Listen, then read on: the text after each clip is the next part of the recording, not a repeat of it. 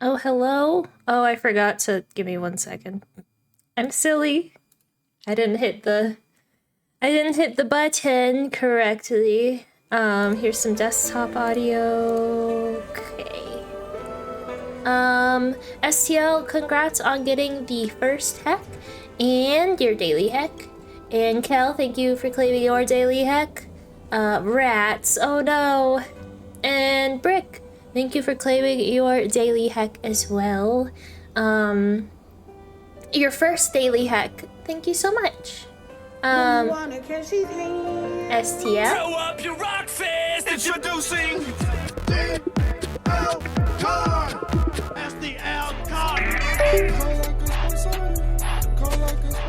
Officially climbing into the #1 spot for first hacks. Congratulations, STL. And thank you for the lurk, Kel. That means a lot to me. I also see a couple of people who followed while I was offline. I don't know if they're here or not, and I'm not going to call them out. However, thanks for the follows. I saw that, so I thought I would say thank you. What else? Oh, so today, I'm volunteer at the zoo, and so I get to finally work with ambassador animals. Heck and add. Give me 1 second. I'm gonna take a sip of water, or a sip of soda. Soda is what I have.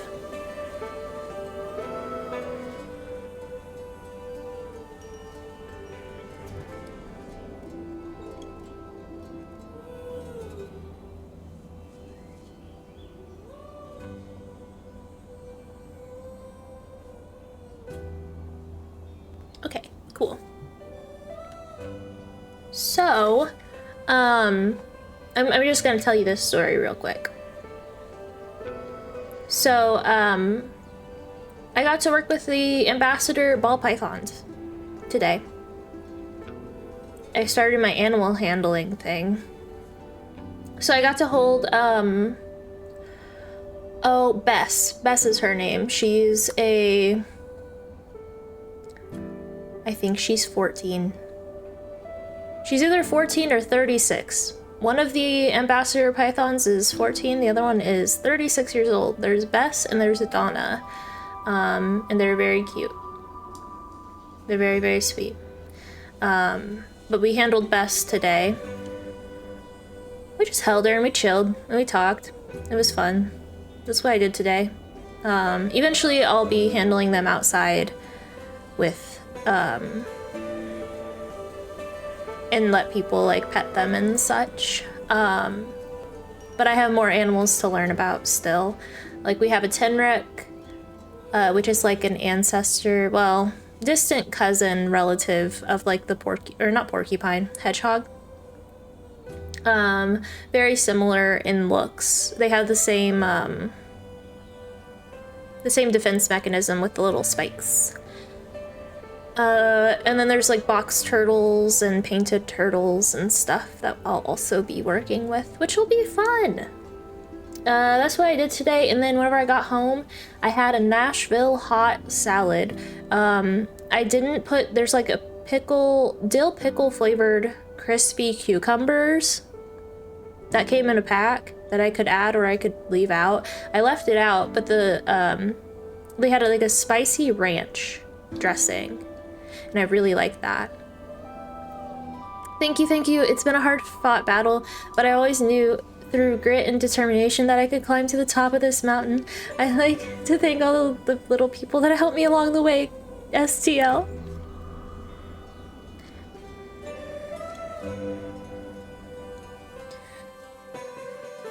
Excuse me. What are we doing? Am I going home for the day? I forget where we were. I thought we were going into the 3rd floor, but apparently that is not the case. Perhaps we're going home for the day? Oh, okay, so I remember that it saved when we were outside. Did it not? I could have sworn that it saved when we were outside. Have a great evening. You too. Staying much longer today? A little while, yeah. Well, I hope you can wrap up soon. See you at the Hibernation Festival tomorrow? I couldn't imagine anything more beautiful. Truly, it would be a dream come true. But looking at this new shift rote, I guess you'll have to manage without me. Too bad. Hope you have a good day anyway. You too, kiddo. Rudy, what are you doing down here? I'm waiting for my ride, but I wanted to get a snack for Ollie before I go. He said he wanted something chocolatey, but the candy in the vending machine looks really gross. Tell me about it. There's a good chance it'll just eat your money without giving you any food too. Really? What a ripoff. Where can I get something sweet now? Check out the second floor. That's where the executive floor is. They have their very own snack vending machine there, with only the sweetest, most chocolatey delights. Whoa, really? I've got to see that. Thanks for the tip, Doc.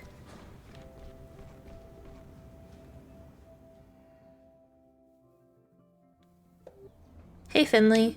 Rough day, huh? You can say that again. Do you feel like coming over and cooking with me tonight? Maybe I'll feel better once I have something in my stomach. Cool, I'm looking forward to it. Let's go to the supermarket first. I need a few more things before we start. Alright.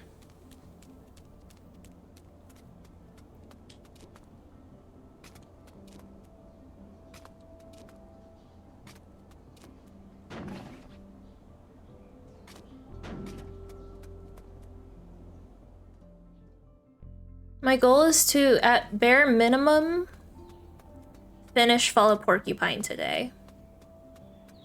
And then we'll see where our time leads us. I think Act 3 is from an achievement hunter's standpoint. I believe Act 3 is fairly short.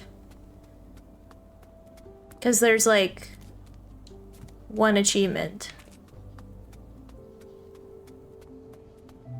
Which is, I think, like finishing the game. No, there's 2.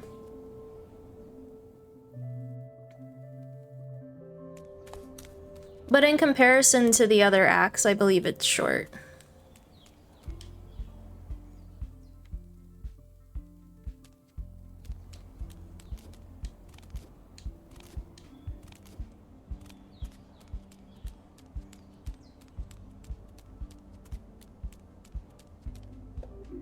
There you are again. I had another idea for my comic. Wanna hear? Sure, I can't wait. Okay, cool, hehe. So, here we go. The story is set on the distant planet of Ursus. Our brave heroine, Noelle, is about to wake up in her bed. It's a beautiful summer morning. It smells like grass, raspberries, and warm air. She hears a noise and opens her window curtains. Suddenly, her breath catches in her throat. And? What comes next again? Shoot, I should have written it down. But I already have to take so many notes at school. It's no fun. No problem, I think I know what comes next. Really? What's next? Alright, here goes. She opened her window curtains, and she spotted... a huge monster in the distance. Okay, wow, that's a lot. It needs to be exciting, right? Yeah, the monster is super evil. Big and slimy, and it smells like old socks. Just like that. Alright. So she spots this evil monster. It's super far away, but she can see it because it's seriously big. She packs her things and rushes outside. Oh, here it comes. She crosses the small village that she lives in, and then she notices something strange. Oh, what is it? Everyone looks at her really strangely, like they've never seen Noelle before, but that's not possible because she's such a famous heroine. She comes and talks to the village's blacksmith, but he can't remember anything. He doesn't have any memories at all. Same with everyone else in the village. It has to have something to do with that evil monster. I'm shocked? Yeah, hehe. Noelle knows that she needs to stop the monster. Ugh, I'm done. That was exhausting. That was awesome. I'm so curious about what will happen next. Tonight I'm going to think up more stuff. I can't wait. Gots to stop there.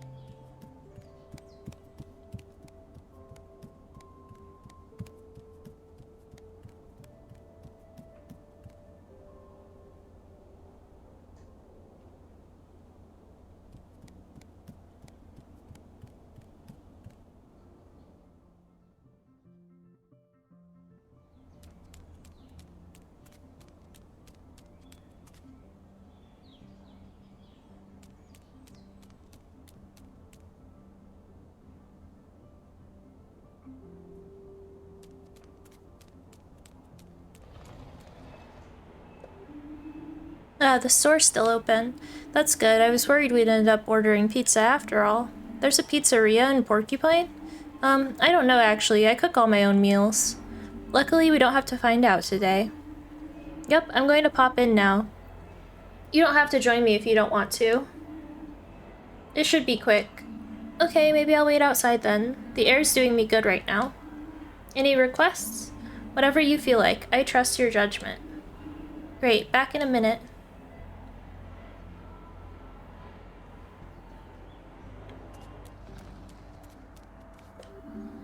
"35th Hibernation Festival. Music, dance, and fun. Are you passionate about cooking? Enter Porcupine's famous stew contest." Maybe we should make stew.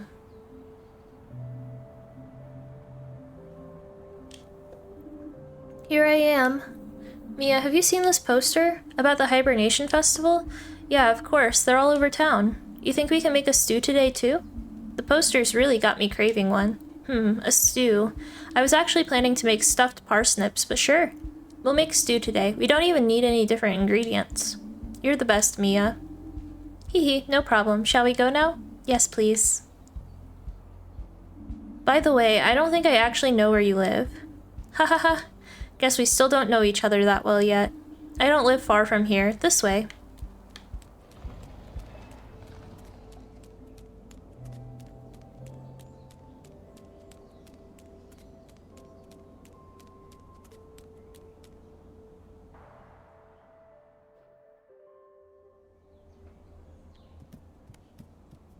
Not fair. Oh, no way, you live here? Yep. I'm glad we're not cooking at my apartment. What do you mean? Nothing, never mind, let's get started, I'm starving. Don't mind me. Oh, wow, that looks expensive. Please don't touch it, Finley. But, no, don't lick it either. Okay. Wow, your apartment is amazing. Thank you. I haven't really gotten used to it yet. I'm trying to make it feel like home, though. But how can you afford it? Don't we earn the same? Have I been ripped off? No, we have the same salary, but weren't you going to help me cook? What? Oh yeah, sure. Let's get started. What do you want me to do? How about you prep the ingredients? Do you have a lot of experience with cooking? Well, I haven't starved to death yet. But it's not one of my most refined skills. No worries, we'll work it out. I've already washed the vegetables. I've selected an incredibly important task for you. Oh wow, what is it? You need to chop the ingredients. Is that it? That's it. Oh, okay. Many people underestimate the importance of slicing correctly and preparing the right quantities, but my recipe has to be just right so all the flavors complement each other perfectly. I'll give you a piece of paper with all the instructions. Please try as hard as you can to cut the right amounts, okay? Sure, no problem. I can do it super easy with my eyes closed. Cooking is art. Mia needs the right amounts of ingredients. Look at the list to see how much of each ingredient you need, and try to cut them in the correct place using A. The display on the scales shows the total weight of the ingredient. The right half of the ingredient will be weighed for the recipe. Press A to continue. Oh. Oh.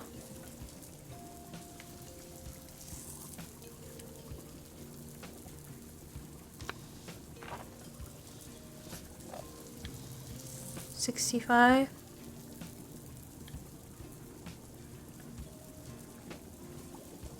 Like 40%?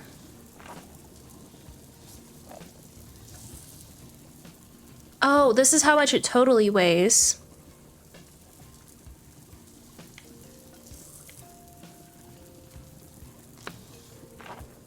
Oh gosh. We're awful at this.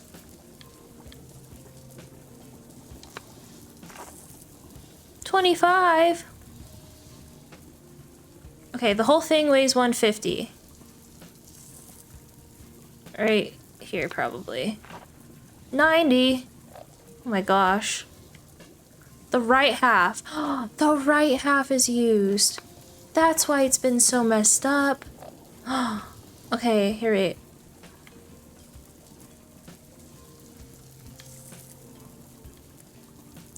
Oh, Chef Mia's gonna be quite upset with us. Wow.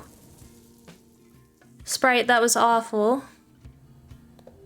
That was incredible. Oh. I didn't know you were such a good cook. Now I feel bad for making you eat with me in the cafeteria. Don't be silly, the food there isn't that bad. Sergey knows what he's doing. But thanks, I'm glad you liked it. I guess you still need some practice with this kind of thing, huh? The quantities were way off, hehe. But it gave the stew a charm all of its own. What are you trying to say? Nothing, hehe. I tried hard.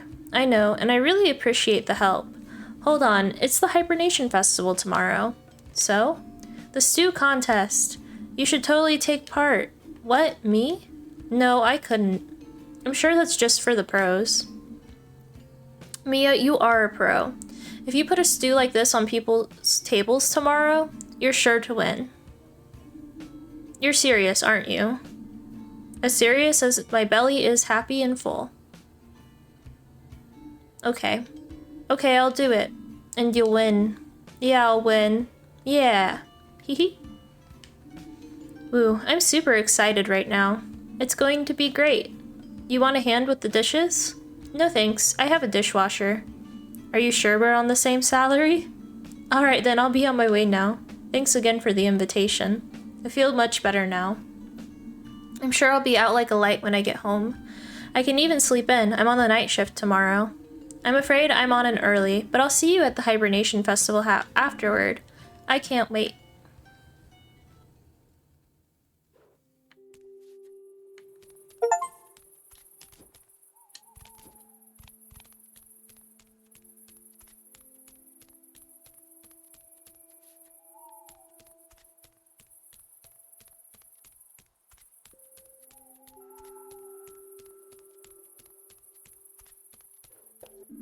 Oof, I don't think I'll ever need to eat again. I've got stew coming out of my ears. I'll be right there, bed. Wait up for me. Is there nothing else that I can go to right now?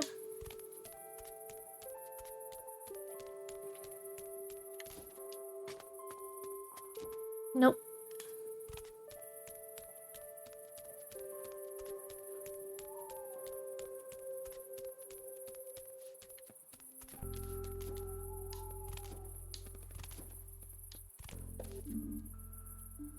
It's sleep time. Good night. I can't keep my eyes open a moment longer.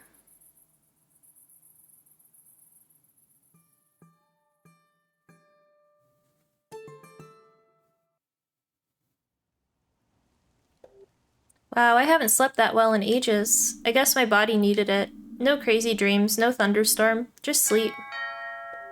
Hmm?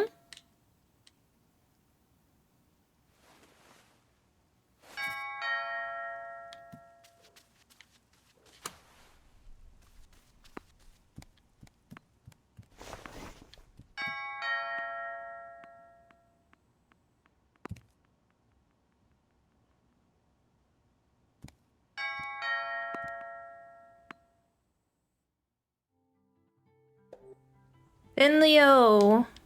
Happy Hibernation Festival. Thank you, same to you. Oh man, I'm already super excited, and I'm way behind my preparations too. Things have been really intense this year. What did you have to do? What do you think?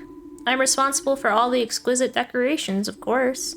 You'll love it, they're so beautiful. I was just in the neighborhood, so I thought I'd pick you up. There's something else I want to show you. Then we can head to the town square together. Sounds good. Yes, I can't wait.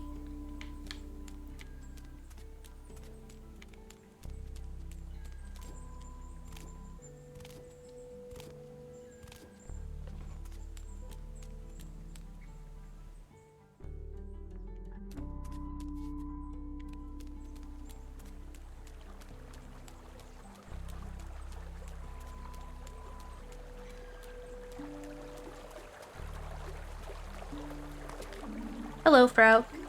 Hi, Finley. How are things? Getting by, you? Getting by. Susie brought me a letter earlier with the day's mail. My sister isn't doing so well. Oh, I'm sorry to hear that. She's having financial trouble, so she asked if she could move in with me for a while. Unfortunately, I live in a one-bedroom mobile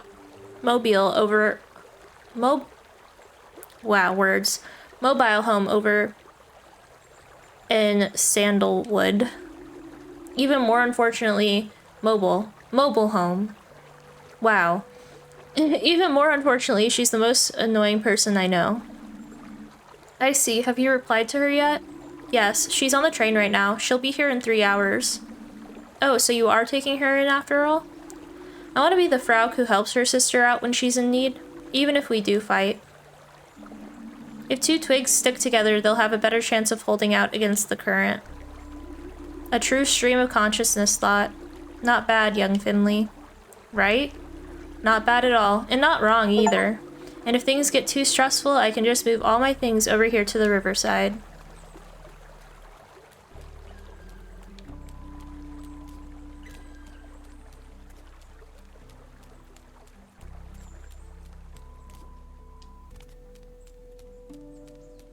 My front tooth hurts. I got a cavity filled. Like,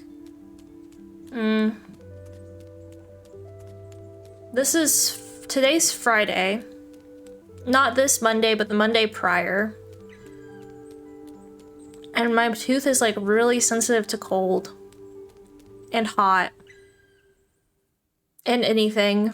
So I think I need to go back.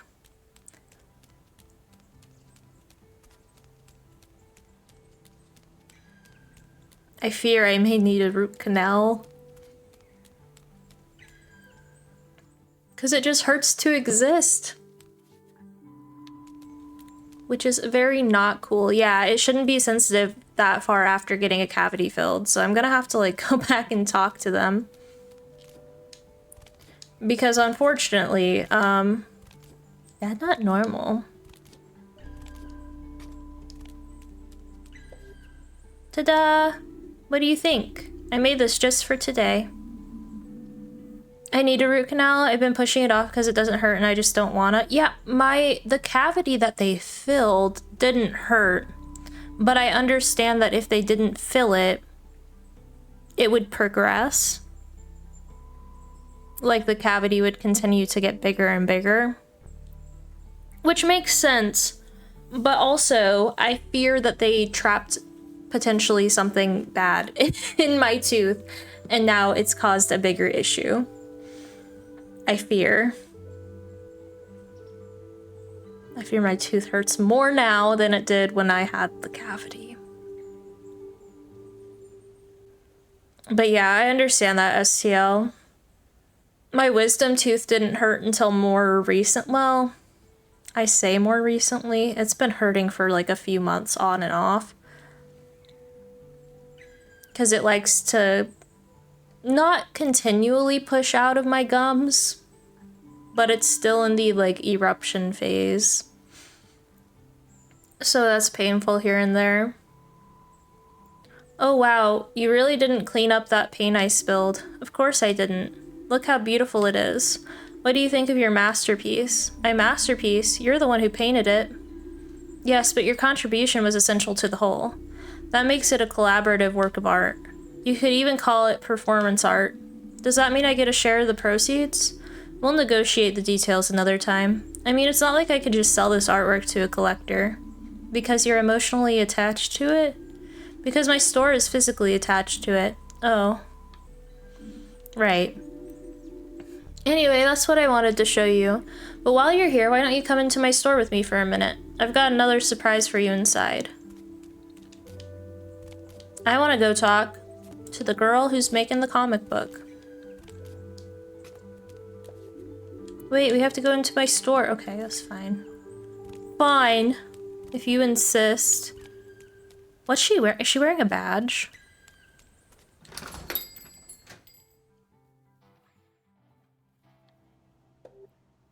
Cleanup party. Cleanup party. Is this a second surprise? Yes, hee. Just look at my store.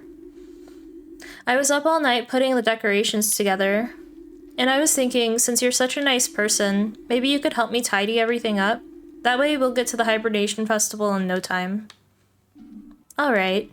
Yay! Your job, my super kind friend, is going to be to clean the floor. Let's go! Oh.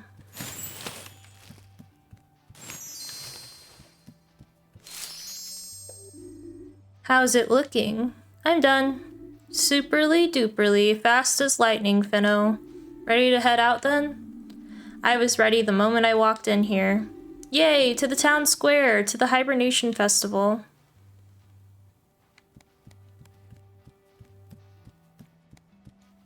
I want to go talk to Maggie.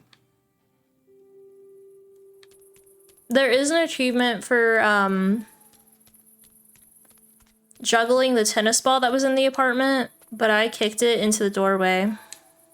Let's take the other route to the town square. It's way faster, and I'm starting to worry we'll miss the start of the festival. Okay. But I didn't get it, because I kicked it out of the whole frame.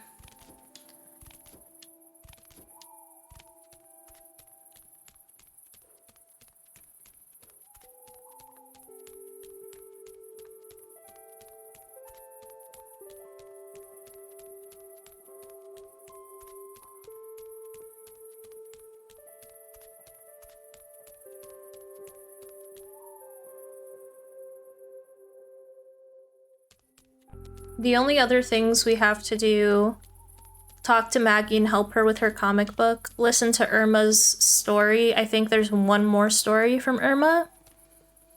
And then there's a achievement for before our shift on this night to go into the restroom, because there's a secret.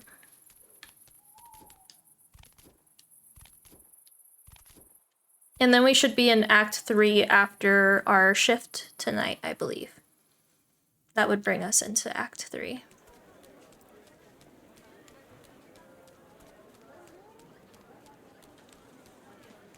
Stew!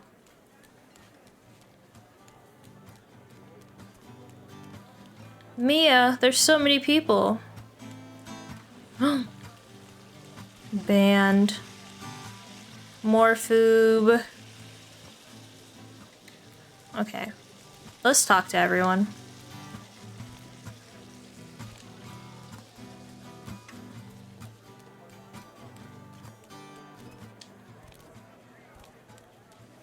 I think it started well. Our post office lady moved. Okay. This is Train Girl. I love her. Did you know that today is the Hibernation Festival? Isn't that great? I really want to make a hazelnut candle today. A really big one. Have you ever made a hazelnut candle before? Hazelnut, hazelnut, hazelnut. Okay. Let me celebrate in peace, Squirt. Yeah, can't you see we're celebrating here? That's right, celebrating. Ralph, pull yourself together. Happy hibernation, you old grouch. Humph. Oh, what the heck. Happy Hibernation Festival, Squirt. You too, Peanut. Yeah, you too. Have a good one. Just don't bother us, okay? Okay. Mr. Hydrich, I wasn't expecting you to be here. But of course. I never miss a Hibernation Festival. It's a time when the whole community comes together. And the economy is stimulated. A fantastic day. There's also the small matter of my participation in the stew contest, of course. You like to cook? Cooking relaxes, cooking satisfies, cooking has purpose, meaning, which is to say, that's great, I'll be cheering for you too, of course, even though Mia's is my favorite. Oh, naturally, team loyalty is essential. And in the end, it's the stew that wins, not the support. I look forward to an invigorating competition. Good luck. Thank you, thank you. And a joyful Hibernation Festival to you. You too. Tomorrow we work hard, today we celebrate. Hello, Grey Flower. Grey what? Oh, nothing. Carl, how's it going? Never better. Did you know they've got hot cocoa with brandy here? Okay, how about everything else? I feel better than ever. I finally have time to think about the important things in my life. Like hot cocoa with brandy. I I even slept in late today. Man, I needed that. I'm not leaving here until all the stalls run out of food and all the kegs are drained. Did you know Mia's taking part in the stew contest today? Really? No kidding. No kidding. Our Mia is going to be champion stew maker this year. Old Colbert might as well pack up her gruel and head home right now. Ha ha ha. This calls for another drink. I need to line my stomach with alcohol before I start scarfing down Mia's stew after all.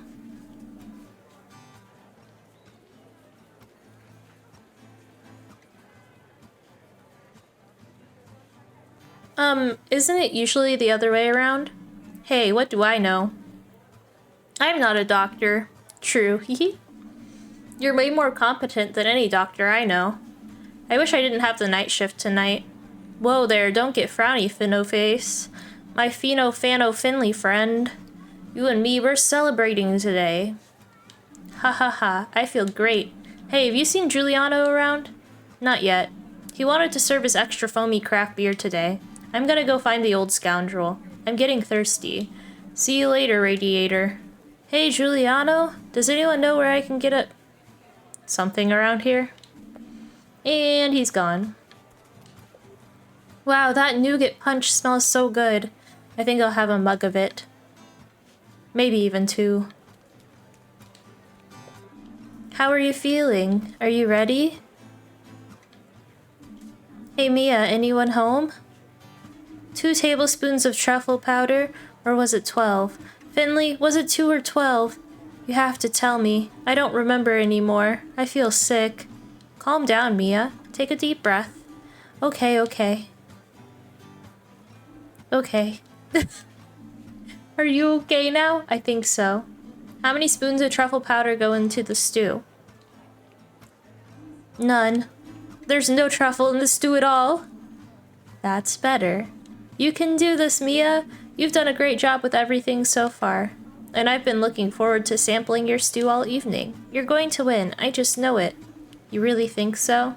You bet. It's going to be amazing. And if I can help you in any way, just say. I'll be right here, watching you cook everyone else off the stage.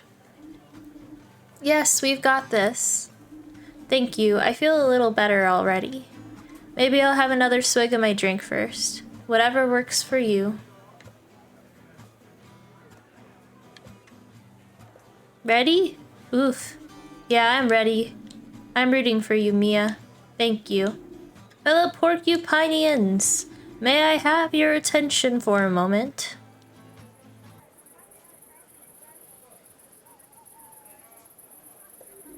A happy hibernation festival to all of you. Today is a special day for me, as I have the honor of officially opening the Hibernation Festival for the 9th time in a row. You'd think this would be a cakewalk for me by now, but I'm still nervous. Nervous with joy. Seeing all of you, celebrating with you, this is always the highlight of my year. I look into your faces and think back to the wonderful years we've had in this town. I've seen many of you grow up. New faces have joined us, old ones have left. And me? I'm still here. For that, I am truly grateful. I don't want to ramble on too long. After all, we're all here to party, right? I just have one more thing to ask of you. As you enjoy your delicious drinks today, and treat yourselves to a hearty bowl of hot stew, or gossip and laugh with your words. Or gossip and laugh with your loved ones.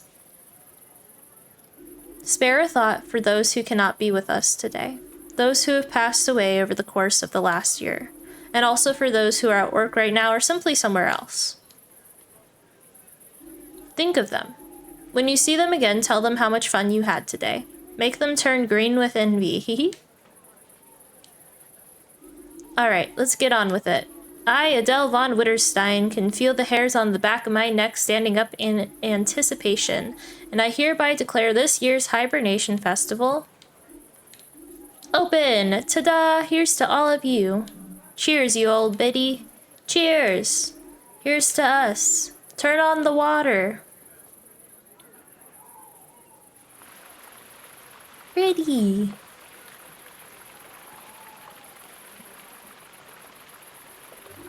Just like every year, hot water is passed through the pipes of the town fountain to keep us warm and serve as a base for the stews.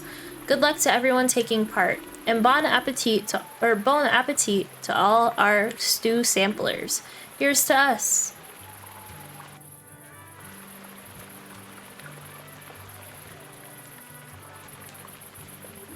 Good news, the hazelnut candles are just firming up. They should be fresh and ready to go right after the contest, if not before. Look at Adele bopping away. I hope I'm like that when I grow up. Don't tell anyone, but a tear came to my eye when she was speaking just now. Anyway, I really hope you enjoy the festival. Too bad you can't stay to the end, but have yourself a great time all the same. See you around, Finny Schminny. Just stick to the recipe, same as usual. Ration, weigh, don't overseason. You're doing great, Mia. Can I taste it? Finley! What's wrong? Finley! Yes! The pickleweed! What's a pickleweed? My secret ingredient! The spice that makes my tomato stew special. And I forgot to get it. I don't have any, Finley. What am I going to do? I can't leave my stew. Everything's already simmering. And time's running out, too. Don't worry, I'll get some for you. Where do you get something like that? At the grocery store, but that closed hours ago. Any other ideas? Yes, you see Roman Hydrich over there at the front? Yes. Pickleweed is his main ingredient. I don't know why. It must make his stew terribly bitter. But knowing him, I'm sure he won't give any of it away. I'll ask him. You just keep doing what you're doing. Just a few more minutes, dear contestants. Then it's time to drop your spoons. Oh no, did you hear that? Don't worry, I'll be right back. Really? Oh, thank you. Mr. Hydrich, may I disturb you for a moment? You know I'm always happy to listen to my team's concerns, but I still need a moment or two for my stew. And as you've just heard, time is of the essence. I need some of your pickleweed. What? From my ingredients? Yes, could you spare some? You'd be doing me a huge favor. No, sorry, out of the question. You're a very likable young man, and I would like to help. Truly, I would. But my ingredients have been measured out precisely according to my recipe. If I change even the slightest thing, it will affect the taste. I'm sorry. Okay, thanks anyway. Don't mention it. Mr. Hydrich can't spare any of his ingredients. I'm sorry. That's alright, it's my fault for forgetting it after all. Thanks for trying anyway.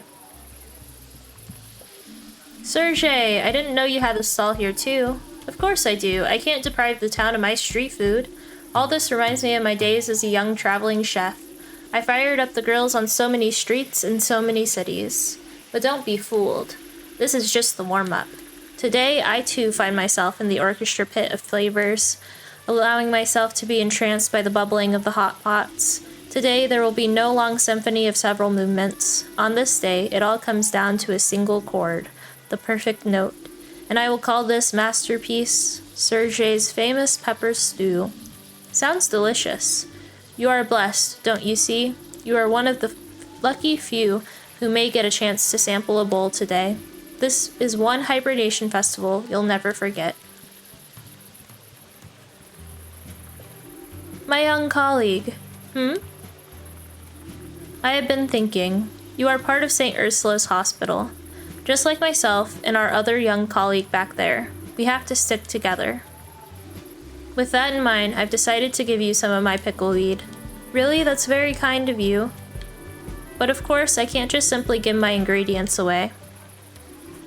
So I would also like to ask a favor of you. Okay, what do you need? I would like a bottle of caraway liquor from the wine stand. Okay, no problem. I'll just head over there and buy you one. Unfortunately, it's not that simple. This caraway liquor is very special.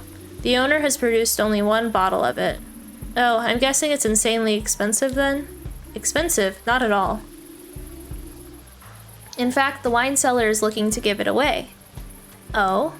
Yes, it's a prize of sorts for the first person to say the secret phrase to her. The secret phrase? Exactly. It's sort of like a password, the solution to a riddle. Do you have any idea what it's about? No, but talk to the person at the wine stand. I'm sure you'll find some answers there. Okay, I'll get you the bottle. Excellent. Even though it would have been nicer if you'd helped us for free.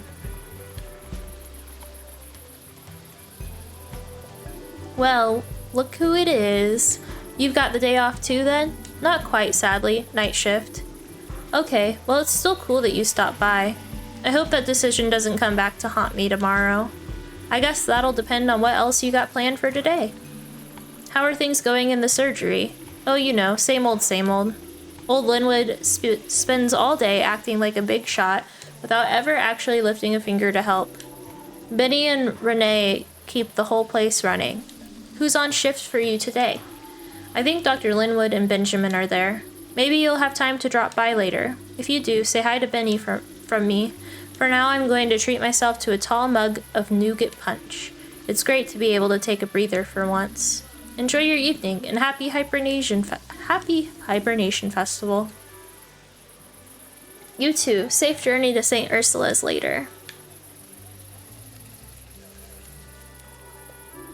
Hey, I'm Lewis. I'm so nervous. Chloe's going to outdo herself with her stew this year, I just know it. I'm here to cheer her on, and to get first dibs on a bowl, of course. I'm selling actual goods from our store today. Pens, greeting cards, wrapping paper. But if I'm honest, my thoughts are elsewhere. All I can think about is Chloe winning that trophy again.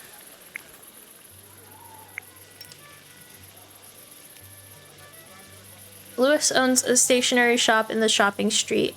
Everyone in Porcupine knows the Colbert family. Why? I have no idea. Louis seems unsure. He probably has a lot on his mind. Hey, Doc. Fancy bumping into you here. Good to see you. How are you? Lungs doing well? Couldn't be better. I've got this cool spray thing now. I just keep it in my pocket all the time, and when I'm out of breath, I take a quick breath from it. It's awesome. Yay, awesome inhalers! I'm glad to hear that. But lay off the cigarettes, okay? I know it's hard on special occasions, but your lungs will thank you. Sure thing, Doc. I really don't want to end up back in the hospital. Is the internet working better now, at least? Afraid not. Grim. Hey, can you buy us a mug of nougat punch? No. Come on, I just want to try it.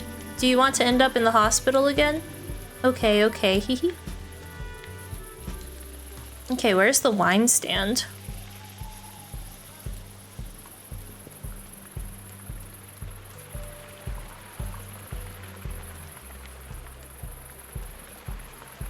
Carl, look at our Mia. Go Mia, give Hydrich a good roasting.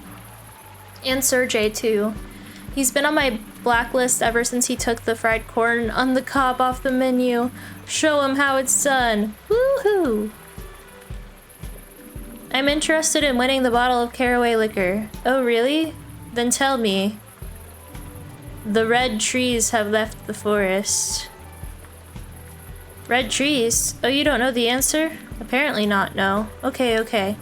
There are a few other people here who are also playing the game. Maybe one of them can give you the answer. How do I find out who knows the answer? That's part of the puzzle. But I'm going to give you a little something to help you get started. Now pay attention. The blue shells glitter prettily in the morning sun. That's it? That's it. Take a look around, talk to people, and good luck. Thanks. Okay, the blue shells, which would be our friend. The blue shells glitter prettily in the morning sun. I know the answer to that. Hold on. They hide when the yellow sun grows too hot. No idea what it's supposed to mean, though. I'll figure it out. Good luck. They hide when the yellow sun gets too hot. They hide when the yellow sun grows too hot. What are you talking about, Finley? Okay.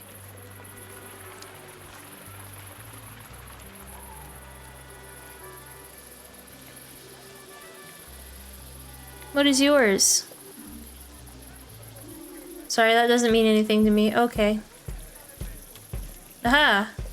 They hide when the yellow sun grows too hot. I know the answer. Oh my gosh! Jen!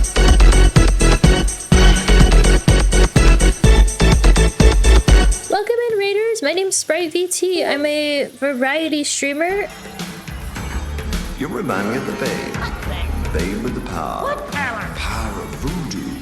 You do. Remind me of the babe.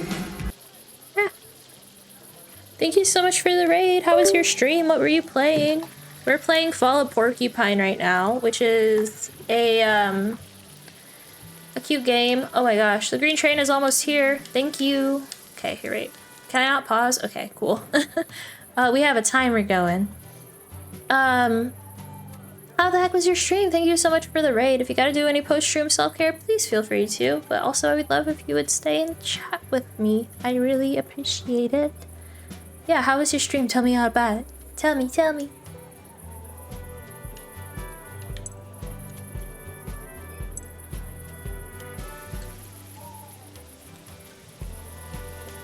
The green train is almost here. Oh, that sounds familiar. It travels on to the Purple Sea. Thank you. You're welcome. Good luck. We were playing Fortnite. How is the current season? Sprite hasn't played Fortnite in a minute. It travels on to the Purple Sea. The answer to that is... the red trees have left the forest. I hope that helps you. It does. Thank you, Susie. Ah, you've returned. So do you have the answer? Hold on a second. Are you playing the game too? Why, of course. There's no rule against it after all. It's pretty good. It's DC, so like, the superheroes... Who is DC? I'm thinking. I know a lot more Marvel than I do DC. Superman. Robin and such. Okay. I knew Superman. So do you have the answer? Yes. The red trees have left the forest. Now they grow on the golden beach. Oh. Incredible. That's the right answer. You've won. And in record time, too. Really? Yay! Congratulations. Here's your prize, a bottle of Caraway liquor. Thank you very much. I've got a dash. Have a good evening. You too, my friend. Don't drop the bottle. I want to play,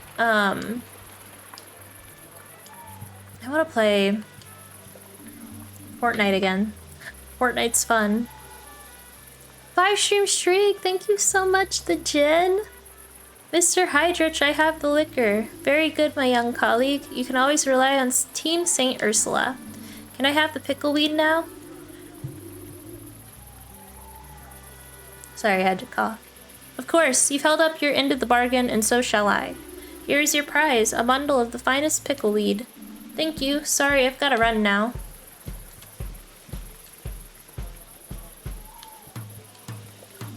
I've got the ingredient. What, really? That's awesome. You're the best sous chef in the world. We can talk more later. Time's running out.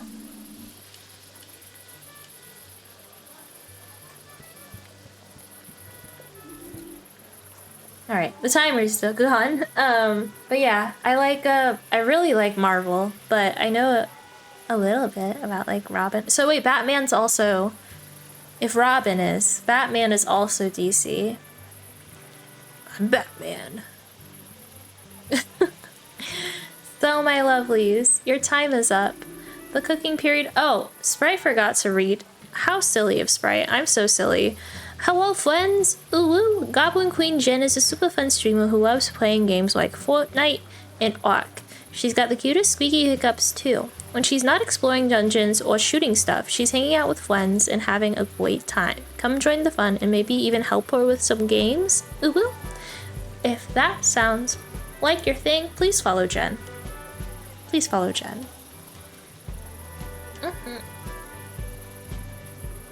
The cooking period is now officially over. Oh. Set your wooden spoons to one side and prepare for the tasting. Dig in, folks. Official announcers get first dibs. Hee hee.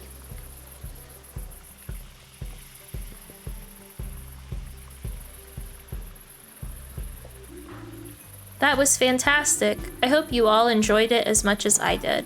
I don't think I'll ever need to eat again. But before we get to the awards ceremony, there's something I'd like to get off my chest.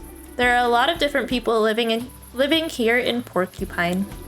Some have only been here for a short time, others have spent their whole lives here. And that's good, and the way things should be. Be kind to each other, be grateful, be understanding. If you do that, Porcupine will remain the beautiful place it is. Maybe these are just the melancholy thoughts of an old, old woman. Or maybe I've already had a nougat punch or two. But I love all of you.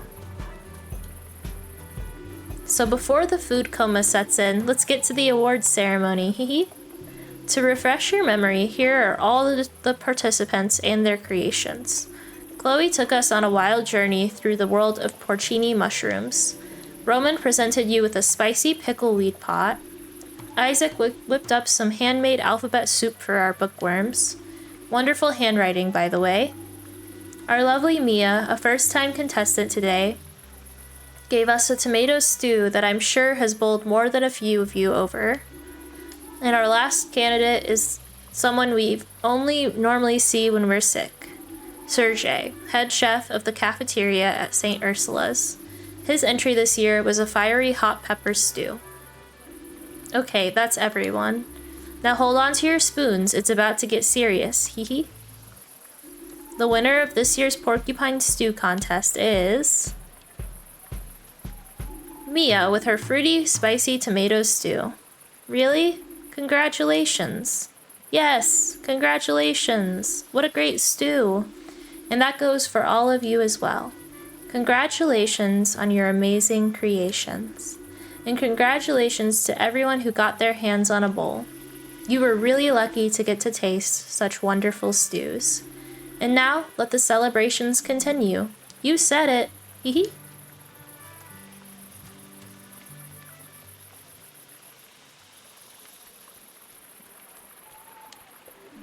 Mia, you were awesome. Congratulations. Hehe, thanks. Did you like the stew? Even better than that. I haven't even tasted it yet. What? Why? Because the whole pot got gobbled up straight away. I didn't stand a chance. Oh, I'm sorry. Hey, it's no big deal. I could see how delicious it was from the looks in everyone's eyes. Celebrate, Mia. You've earned it. Thanks. I feel a little awkward, actually. Hehe. Ooh, finally done. I couldn't concentrate with all the excitement of the contests in the background. Anyway, can I get you something now? I was wondering if I could get a hazelnut candle. One hazelnut candle coming right up. What do I owe you? Nothing. Nothing. That's right, everyone gets one hazelnut candle for free if they want it. Oh, that's very nice of you. But doesn't it mean you end up losing money on the candles? Yes, but making hazelnut candles is my favorite hobby, so I really don't mind. It means I need a little while to make them though, but at least they always smell fantastic. Enjoy your candle. That's very nice of you, thank you. Happy Hibernation Festival. We gotta bring this to Irma.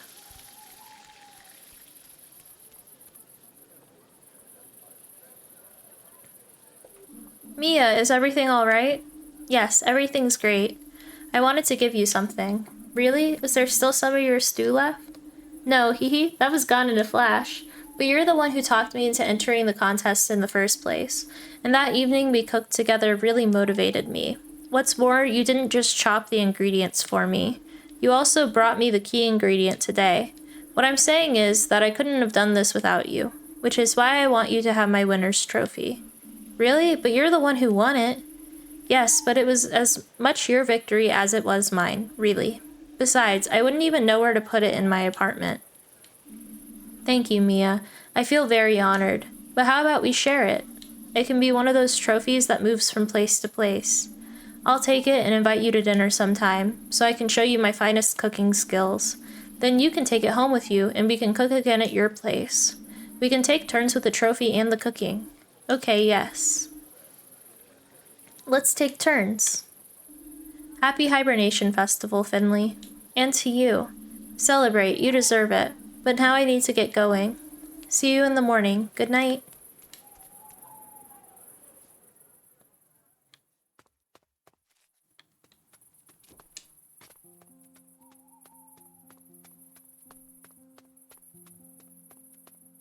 Oh, I forget the old town is... It's snowing!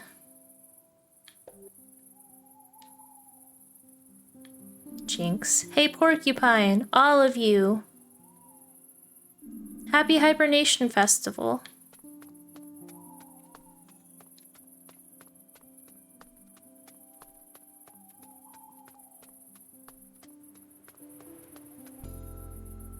Very cute.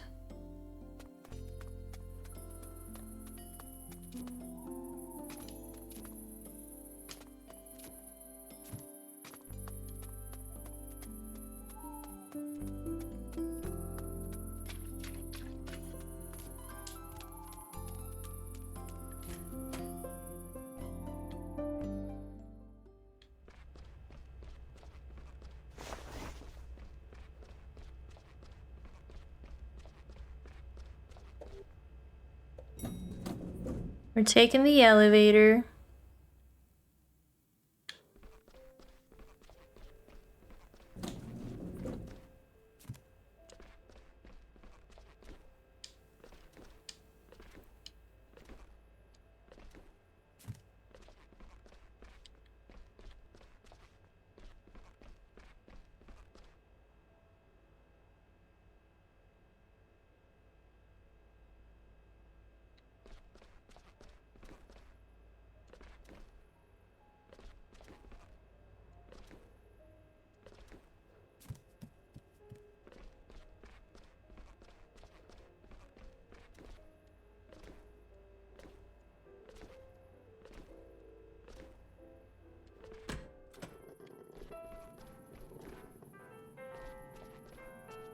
Oh. Hey, what are you doing here? Have we met before? I want to watch TV, but all the shows here are stupid. Wouldn't you rather be sleeping? It's pretty late already. No. I'm not tired at all. Come on, people who get lots of sleep get better quickly. But my book. Your book? What about it? My book. My mom gave it to me so I wouldn't get scared. But it's gone. Did you lose it? I don't know. Do you remember when you last saw it? I was in the restaurant. We were having dinner. And there was a funny man. He had a big spoon. He was using it to do magic. And then he gave me another ice cream. Maybe you left your book there? Yes, it must be there. Can you look? Can you look? Sure, I'll be right back, okay? Yes. He had a big spoon. It was like magic. Okay.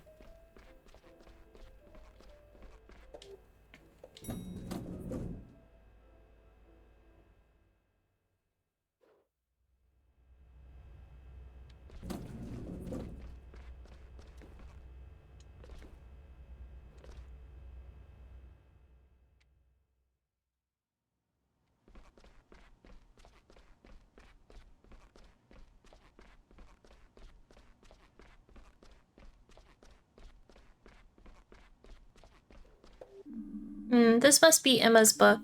The figure on the cover looks a little like Dr. Theobald. My visit to the hospital. Cute.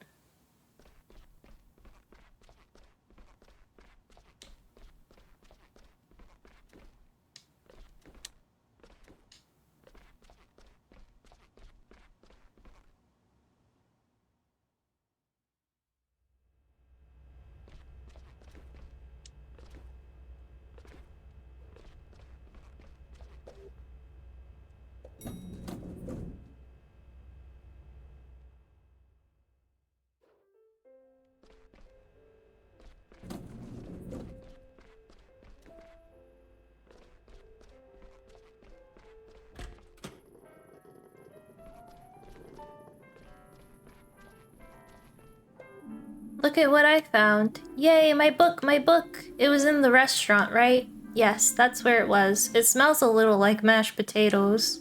Hehe, yeah, those were delicious. So what do you think about us taking you back to bed? Then you can read the books until you're tired, okay? Yeah, okay.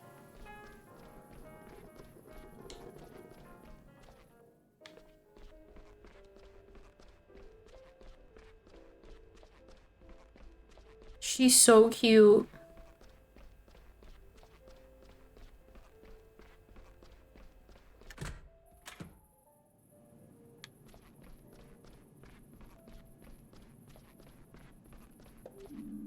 Now off to bed, alright? Even doctors need their sleep. That's true.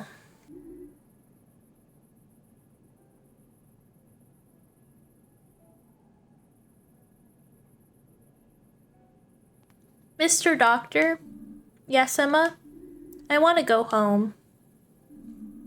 I know, Emma, I know. You can go home soon, okay? But until then, why don't you think about your favorite spot at home? Your favorite stuffed toy, your favorite book, and the person you like to snuggle up and read with the most. At the window with my mom. That sounds nice. Now imagine snuggling up by the window with your mom, and you'll be doing that again very soon. Sweet dreams, Emma.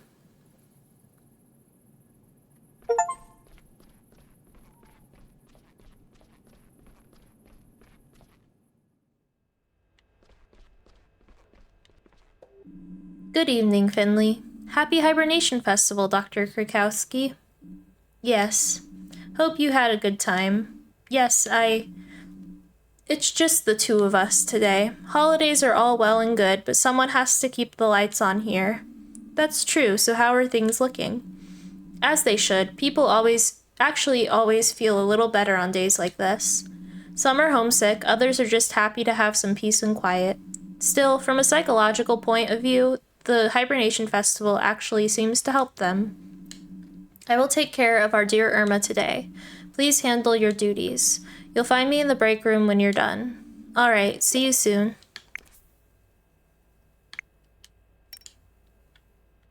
Mia.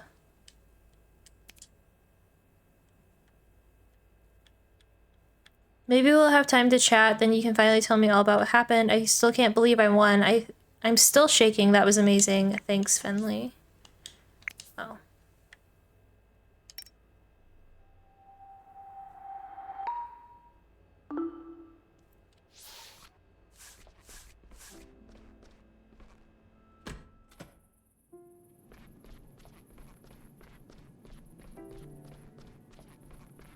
Still can't sleep. I do want to see if we can go in Irma's room.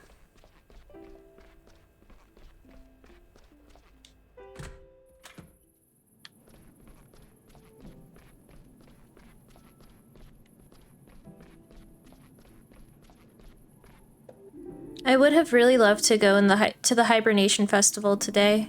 I'm sure you would. I'm sorry it didn't work out. It's okay. I've been having my own little Hibernation Festival right here. I just had a coffee with cream and hazelnut. It was the highlight of my day. You have an inflammation of the renal pelvis. Are you in pain? Yes, but I'm trying not to let it get to me. Alright, but don't make things too uncomfortable for yourself. We can always get you some painkillers if you want. For now, I'm going to give you some medication to help bring the swelling down.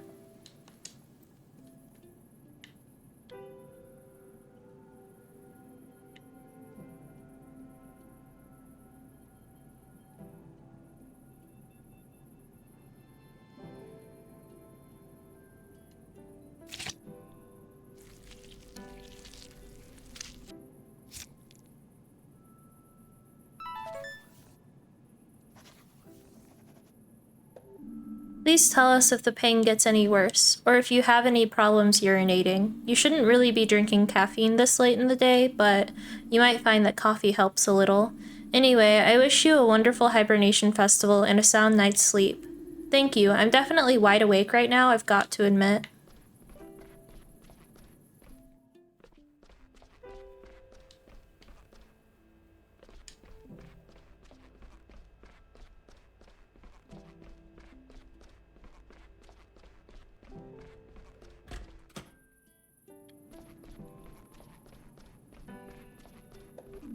Good evening, Miss Van Galen. It is important not to get rattled. After every inhalation comes an exhalation. Everything that is closed will one day be opened up again, and vice versa. May I interrupt for a moment? Oh. Hello, Finley. I didn't hear you come in. We were just lost in conversation. I bumped into dear Sonia this evening in the cafeteria. That's one way of putting it. I'd forgotten I was meant to have an important meeting today. Suddenly it got hard to breathe and I passed out again. Dr. Gotera brought me back up here. I have to admit to a certain amount of luck. Benjamin from surgery happened to be passing through at the time too. He was a huge help in getting Sonia up here safely. Thank you, Dr. Gotera. Thank you, I'll take it from here. Oh, of course. You're in very talented and hardworking hands, Miss Van Galen. I'm sure you'll be feeling better in no time. Miss Van Galen, I wish you all the best and a natural recovery for both body and mind. Now I've already taken far too long a break. I wish you both a pleasant evening. Thank you, you too. How are you feeling, Miss Van Galen? I still feel a little out of sorts. Your blood pressure must have been fluctuating. You had an extremely high resting pulse when you first arrived here. The drugs regulate your blood pressure. Dr. Gotera kept talking to me until I felt better. He was saying something about my inner core, breathing exercises, that kind of thing. I tried yoga once, not my cup of tea. Yes, Dr. Gotera has his own way of looking at things, but he wasn't exactly wrong. Let me check your readings. We have to make sure that the drugs are working so you remain stable. All right. Oh, it's this one. These are rough.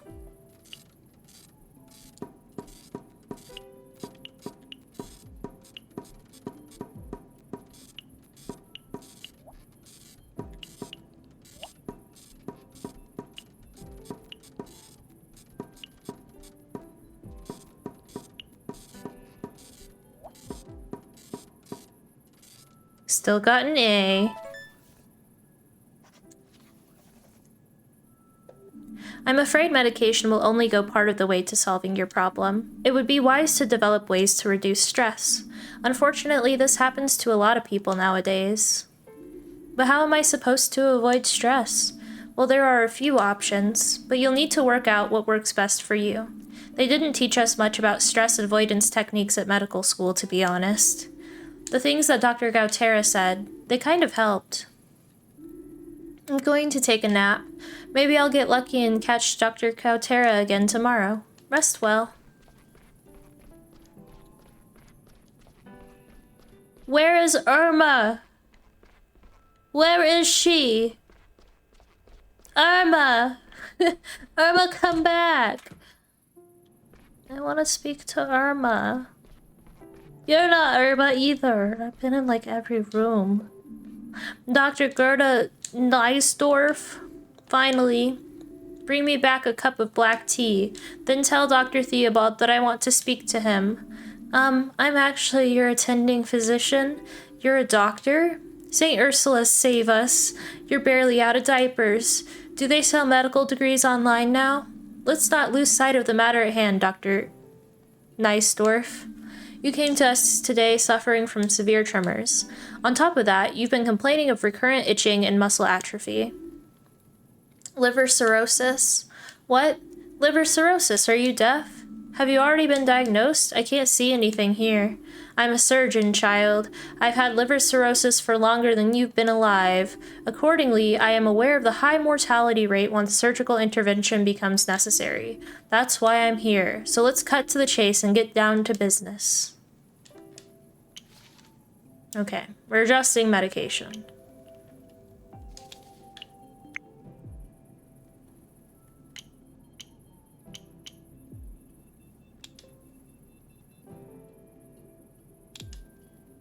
Nope.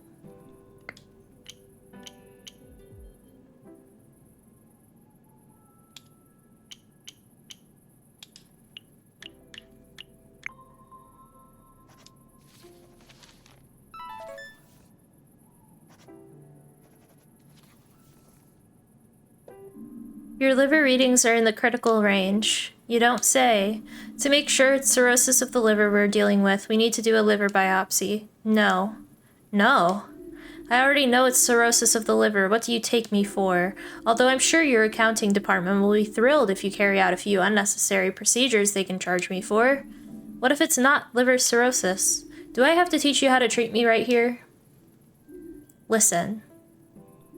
I like a drink, if you know what I mean. Excuse me?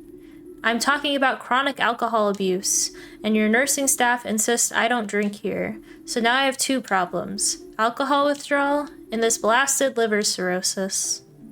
According to the latest research, your symptoms could also be triggered by other diseases. New research? A load of waffle, that's what it is. Well, go ahead, I'm sure you know exactly what you're doing. I'm leaving. I want to find Irma.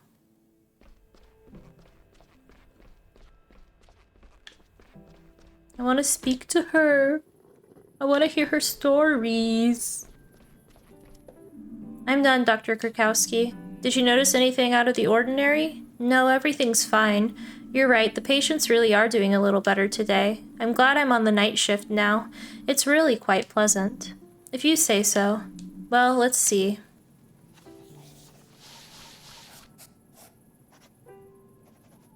Oh, the shot was a B? Overall an A, I'll take it. You were really quick today, I like that. I have one more request for you. Of course, what? Mrs. DeCalma. I've been watching her tonight and she's not doing very well. She asked if the nice doctor would stop by again today. I think she means you. Why don't you go check on her? Aw, I'm sure she'll be happy to see you. Just stopping in to say hi, Sprite. I can't stay as I don't think I can this game's subject matter. But I want to say hi to the best bee. Take care of yourself. Thank you. Yeah. I know it can be difficult as a subject matter. And I hope that you're also taking care of yourself, Starfighter.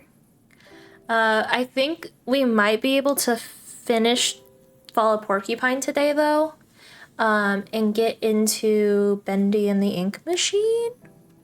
Potentially. I really don't know how much longer there is in the game, but it seems that Act 3 is fairly short. I don't know. I've got a gift I wanted to give her anyway. Well, don't keep her waiting. What room is she in? Probably the only room I'm allowed to.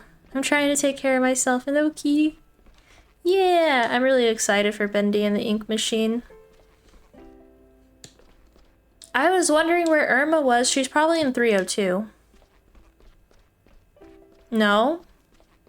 303? 303.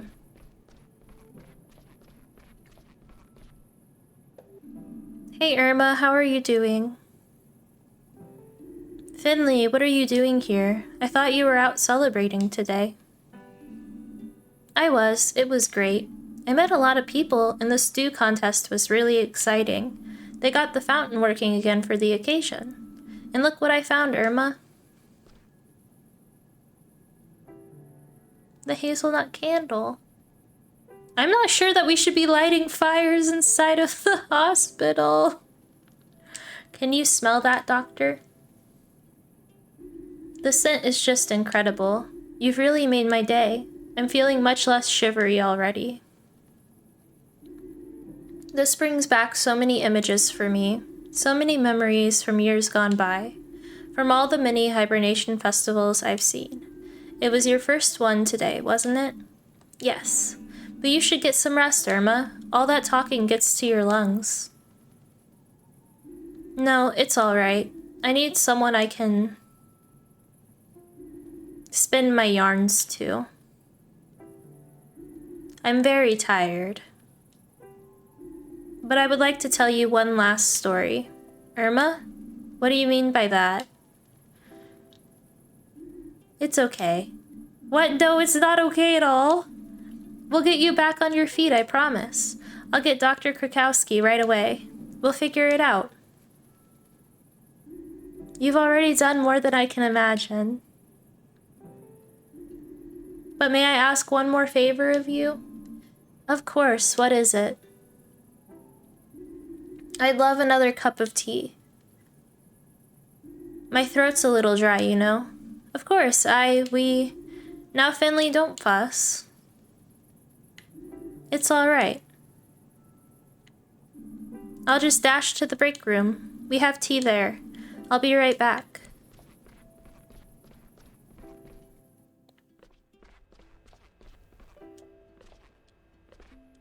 I'm afraid that I called it, and I don't want to have called it. Oh. Oh, bye.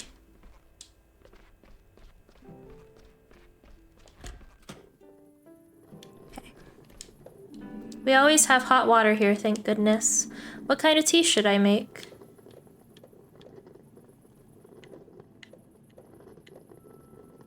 I think maybe she would appreciate some green tea. There's also winter tea. Okay, now I better get this straight to Irma. We made winter tea. Finley, taking a break already? No, I'm just getting a cup of tea for a patient. Ah, yes, old Irma has taste for the finer things. Could you come with me, please? Irma isn't doing well at all.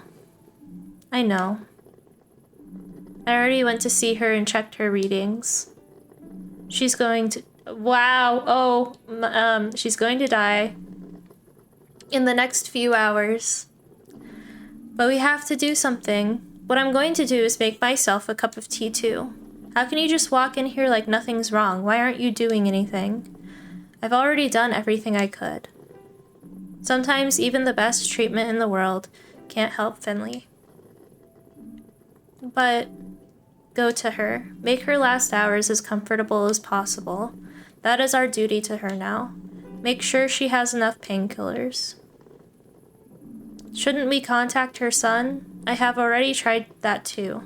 Unfortunately, I have not yet been able to reach Giuliano. I'll keep trying and inform him of the situation. Go now. Irma's tea is getting cold. Okay. Yep. It is just getting darker.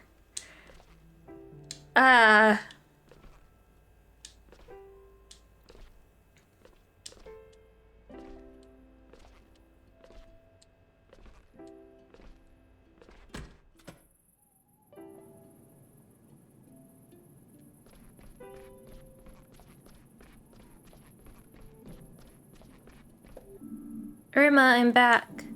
And I've got your tea. Irma? Who? Oh, sorry, I must have dozed off for a minute there. You're a darling. Thank you so much. Just set it down there. I remember my first hibernation festival like it was yesterday. It was already very cold for the time of year. The cars and park benches were buried in snow, but the hibernation festival still had to go on, of course. Gilbert loved hot air balloons more than anything else in the world, but he also had a great fear of flying. And he wasn't the youngest anymore either. Neither of us were. So we compromised by heading to the countryside to watch the balloon race. At least we used to, until it was banned. It was the hibernation festival. When Gilbert sat in a hot air balloon for the first time, there was already snow on the roads and the roofs of the houses. The lights, the smells. We were there every year. When it was cold outside and everyone started to come closer together, I'd already bought a hazelnut candle and enjoyed some lovely conversations with plenty of laughter. When Gilbert secretly slipped away, he'd spotted a hot air balloon in the square. Back then, you could still book flights in the winter. They said you could see the whole town from up there. But that year, the balloon remained grounded.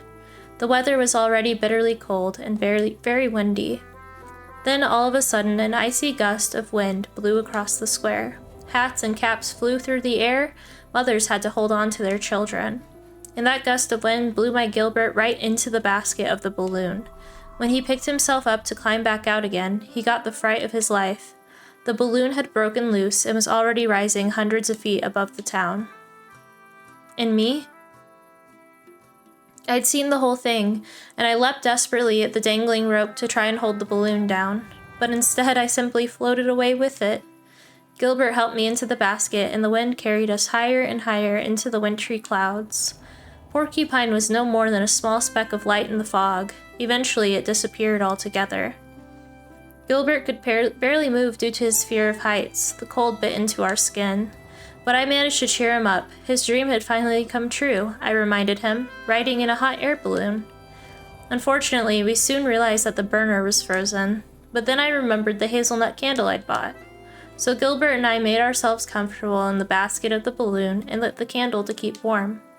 I don't know how long we sat there, but it was indescribably beautiful. Just us, the sky and the clouds, and the scent of the hazelnut candle. Suddenly there was a bang. The burner had started up again. The heat from the hazelnut candle had thawed out. Gilbert quickly figured out how to steer the balloon.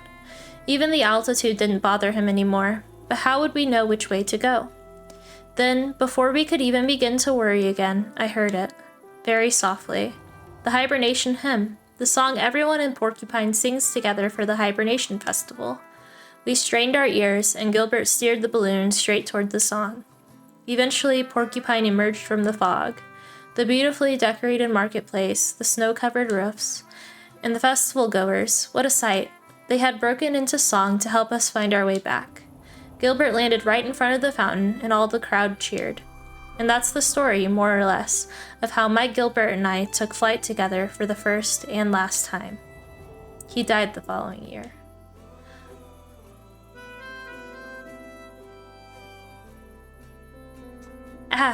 I'll be reunited with him soon. Then we'll fly together again. Mike Gilbert and I. Oh, are they still playing the hibernation hymn in the square? Maybe, I'm not quite sure. I think I can hear it, just faintly. Yes, they're probably still celebrating, and here's the two of us stuck working the night shift at the hospital, eh? You're doing a good job. With the work. But Irma? I made it. To the hibernation.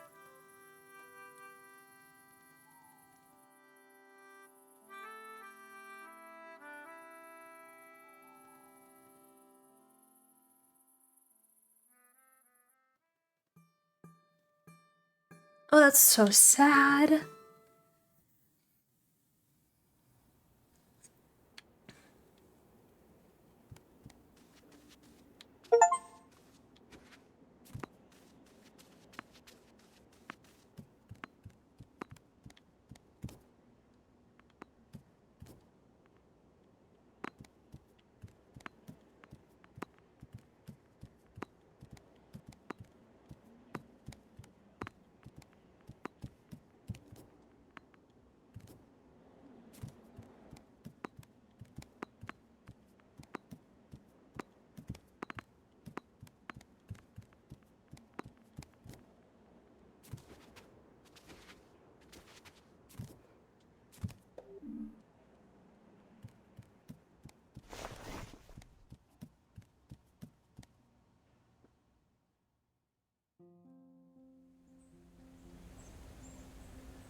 Let's see.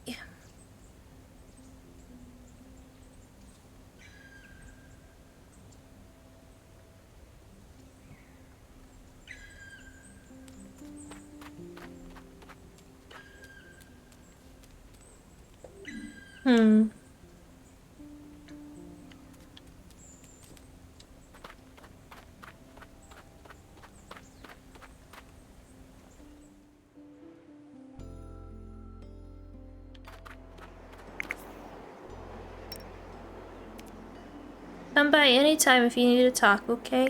Oh. Finley, I heard about Irma. I'm so sorry. Hope you're okay. I'll be making her memorial figurine today. Gotta make sure it's a good one.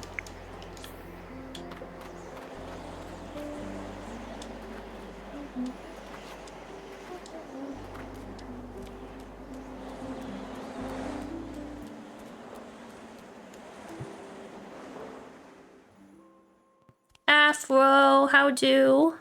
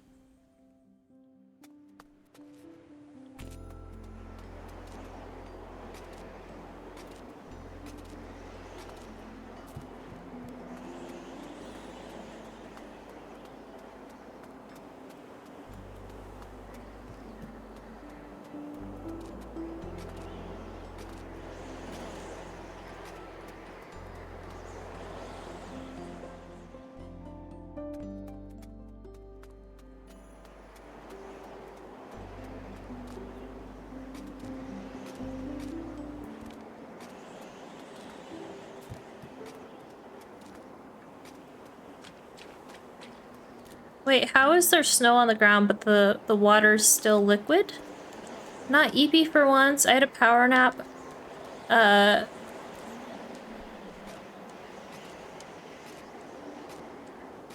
Passage princessing. Did that run out? Hold on, let me check. Wait.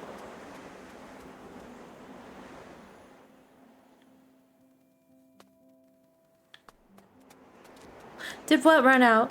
Sprite silly.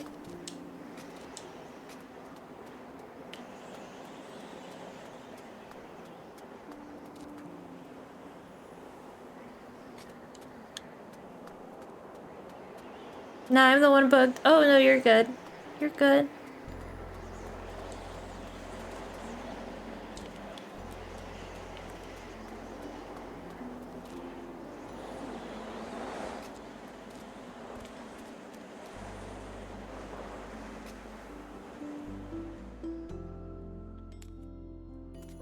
Nope, nope, I did want to go that way. No! Let me back. My sub, but it didn't run out?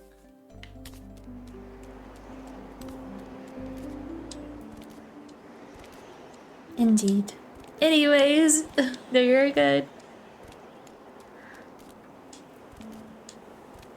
How's the game been? Sad. Incredibly sad. You remember how yesterday I was like, oh yeah, Irma's probably gonna not make it? Irma didn't make it. You came in right after Sprite was done. I was done being sad. Devil High, thank you for claiming your daily heck. It's been sad. I can't stay mega long because I'm visiting family. I wanted to make sure I said hi. Well, I hope visiting family is amazing. What's been sad? Irma died. Irma died. Which is incredibly sad.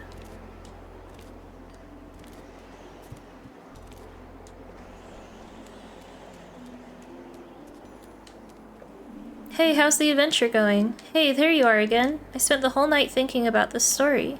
And Afro, thank you for claiming your daily heck. That was so much fun. I couldn't sleep at all, but my mom wasn't happy about it at all. I just couldn't get out of bed today. Almost missed breakfast. Really? Yeah. So, how's the story going to end? I can hardly wait to hear it. Do you want to know what I thought of? Definitely. Rip Sag, yeah! I almost cried. I was very close to crying. It takes a lot for me to cry, though. I need to know how Noelle is going to stop the monster. Okay, hee. So, she spent a whole day and a whole night making her way toward the monster. It was so big that you could see it on the horizon the whole time. On her way, she met lots of people who had lost their memory. Keeping up my hacks, you have 10 now! Whole heckin' 10. Once you hit 25, you'll get your first heck ticket. They didn't know what their names were, where they were coming from, or where they were going. She stopped and watched how the huge monster mountain blotted out the rising sun. She looked up and shouted as loud as she could. Hey, Jiggly Monster! What happened here? What are you doing? And why did everyone lose their memory? The Jiggly Mountain turned toward her and started speaking. And do you know what it said? Tell me.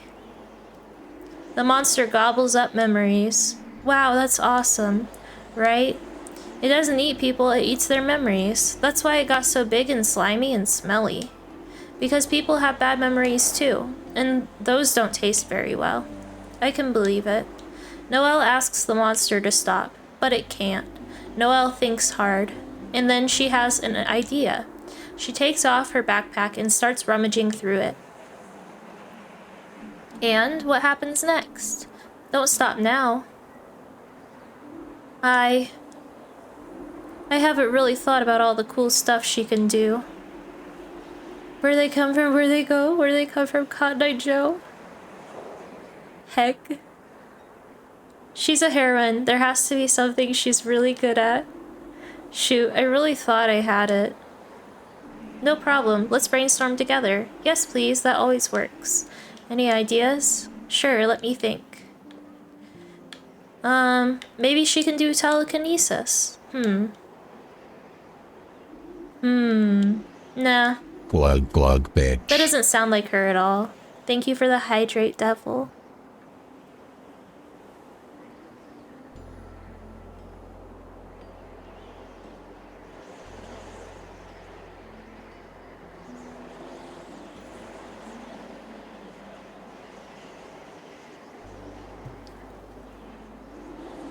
Do you have any other ideas?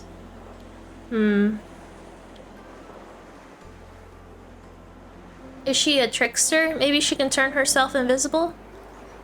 No, she's a heroine with an E. So like a hero, a female hero.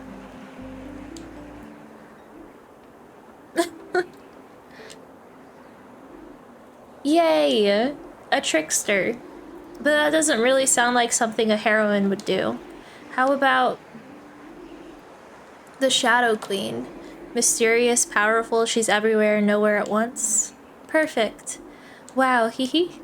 I love our heroine. She's just the coolest, right? The Shadow Queen of Ursus. Yeah.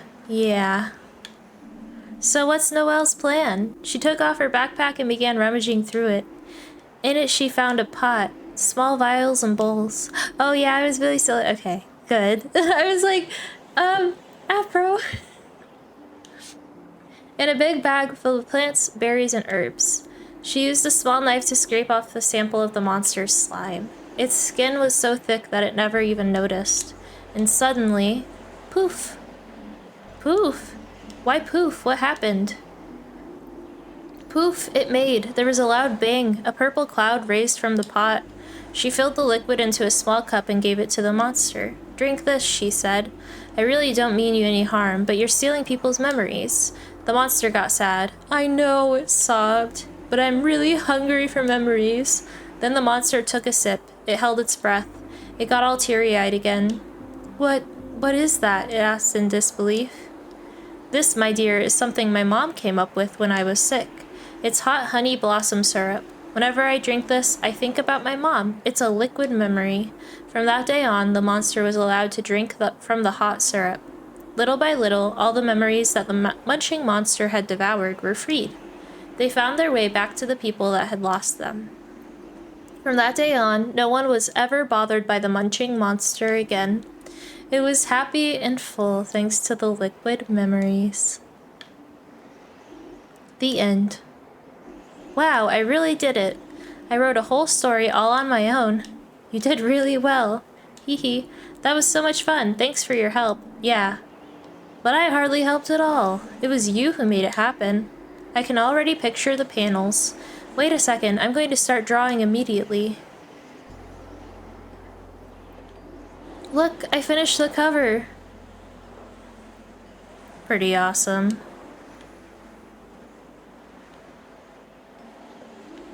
This one's for you, since you're my co-author and all.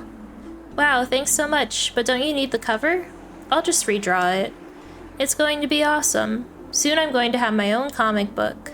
Good luck, Maggie. I'm going to buy it as soon as it's out. Hee hee.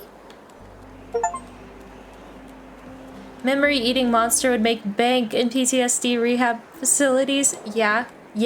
So true. So valid.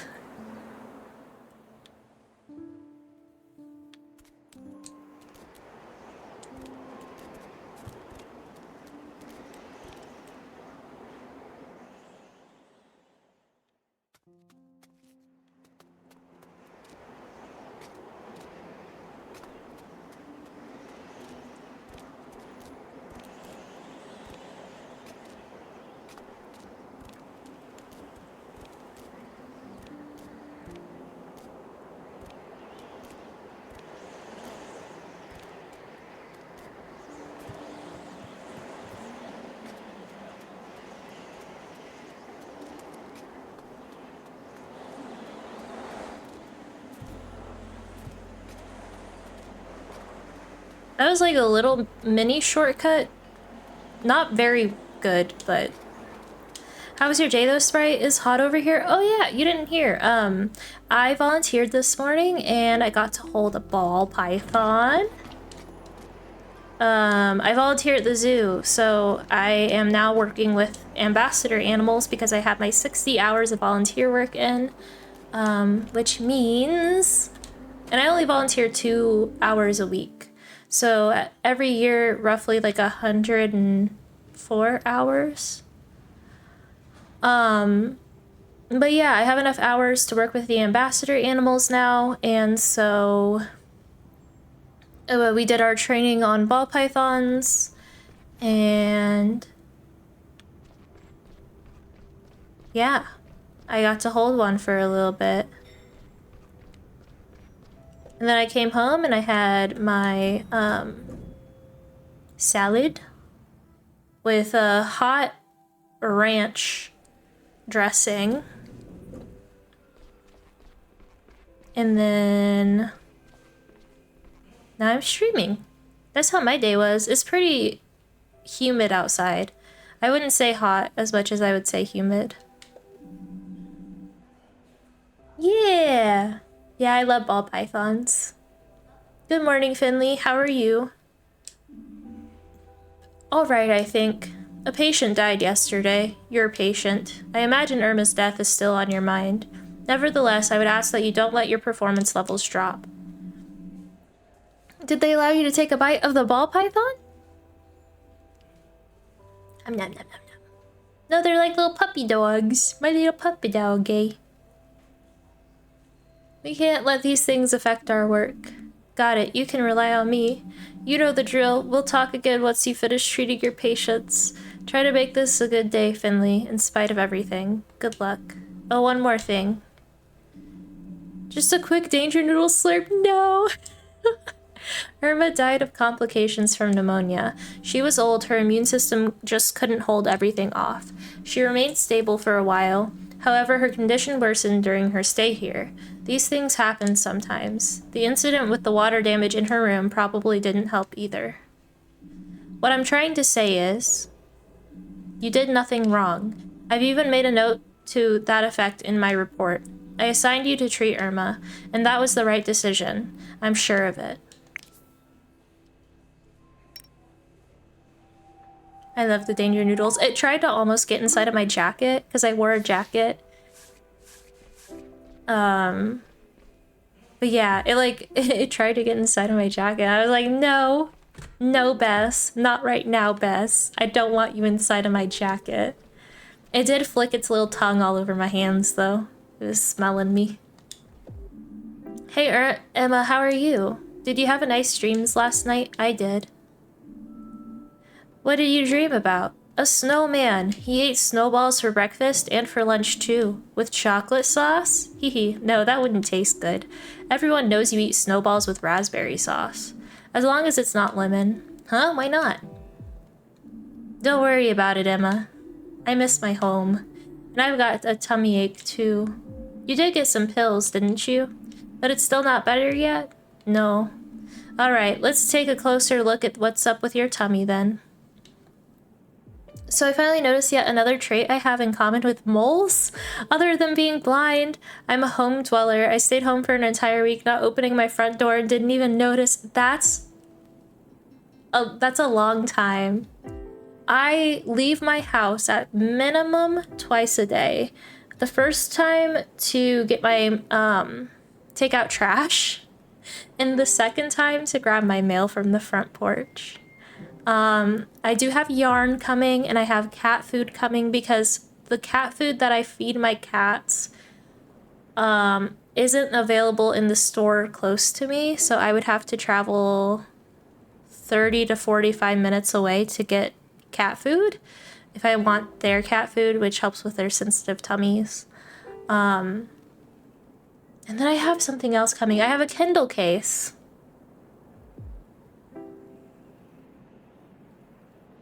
Yeah, twice a day. And then, well, actually, most of the time I leave a third time too to go to see Mallow. But I try and do my grocery shopping after I see him because he works at a Walmart. So yeah, I go and see him on his break, and then afterwards I'll do whatever grocery shopping I need. I try to leave at max once and get everything done in one time to save time. That makes sense. But yeah, and then sometimes I'll leave early for like coffee or like appointments. I leave the house, like actually leaving my property about once a day. Sometimes twice a day. Sometimes 3 times a day, it just depends.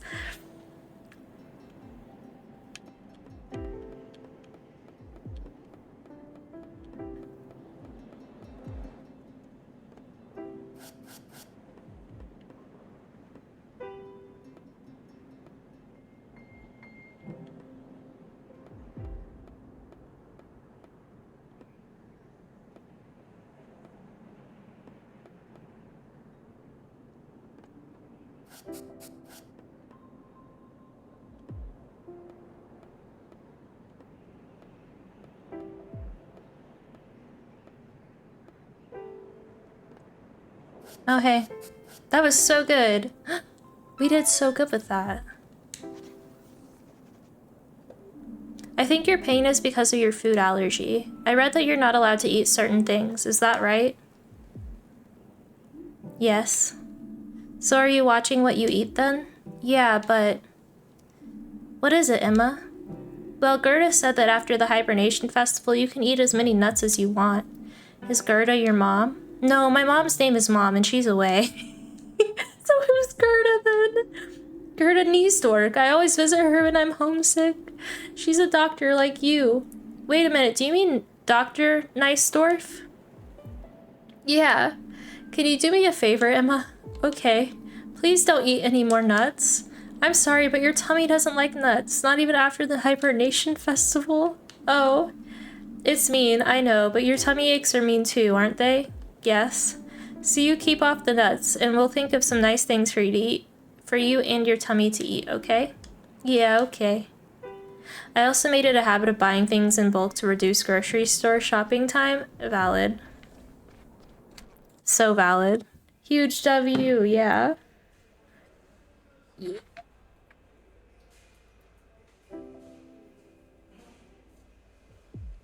Sorry, I was making a note of that because I think that's the clip for today.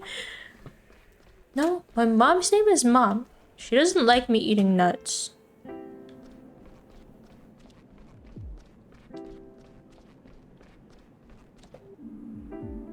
Good morning, Miss Van Galen. Is it that time already? Your colleague said you'd be checking on me again today. It looks like she was right. Shall we get straight to it? I'm sure you want to get back home, too. Okay.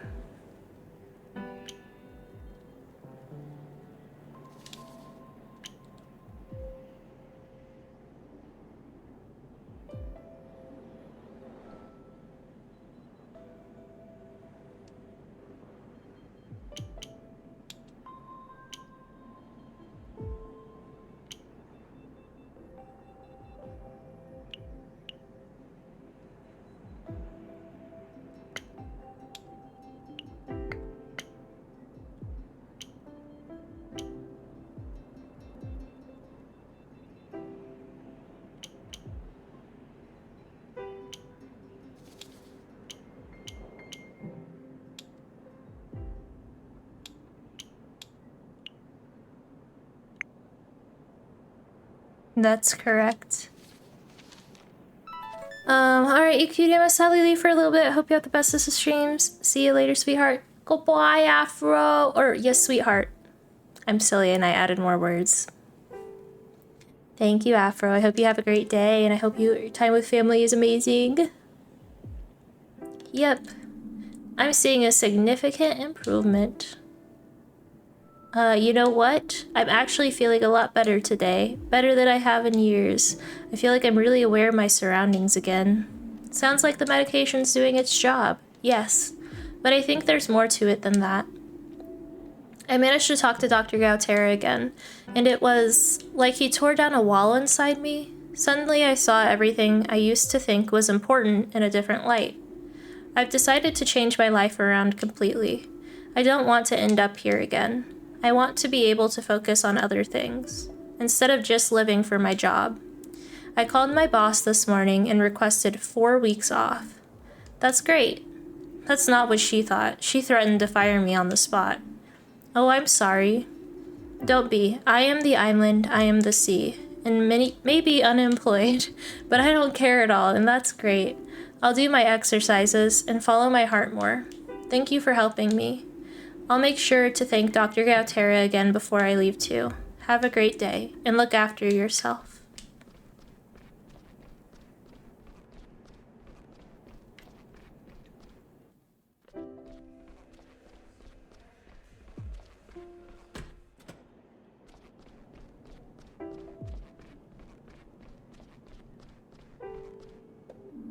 Now, my dear colleague, what's your assessment of your health status? My withdrawal symptoms are just diminishing, and so's the pain. Good. Do you mind if I examine you? That's what I'm here for.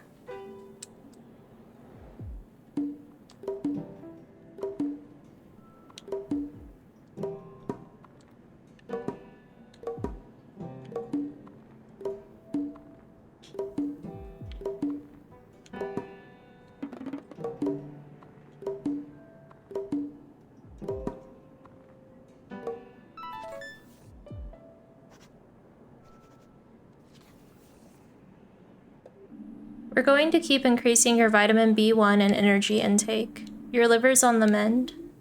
Are you sure? Nonsense, my liver's had it. The readings are clear. Really? You came to us just in time. Feel free to take a look for yourself.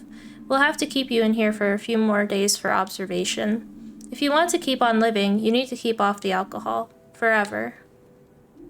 Clear, honest words. I like it. Maybe something will come of you after all, in the distant, far-off future. But what I do or don't do is none of your business, understand? I've given you my medical opinion. What you do with it is entirely up to you.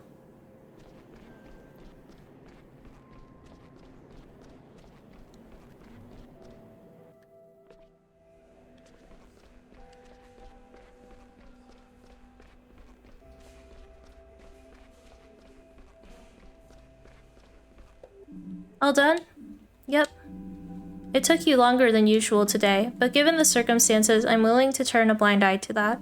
Let's see.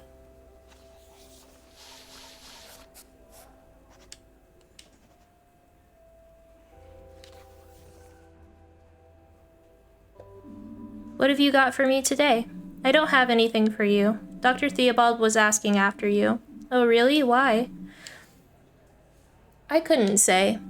However, he did ask if I could give you the rest of the day off. I'm not happy about it, but I said yes.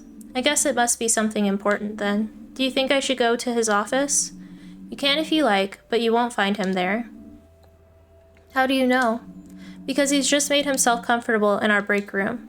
Oh, strange. That's just the way he is. I guess I'll pop in and see him then. As you wish. Dr. Theobald.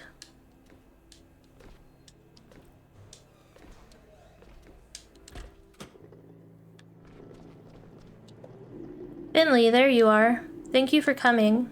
Sure, Dr. Theobald, what can I do for you? Nothing, but I wanted to talk to you.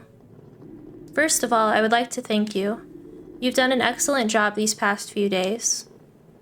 Thanks. Is that all you wanted? No, not at all. I heard about Irma Di Calma's passing, of course. A tragedy, truly. Like so many others here in Porcupine, I knew Irma well and liked her a lot. I'll miss her very much, the whole town will. But you were the one who looked after her and were there for her in her final days.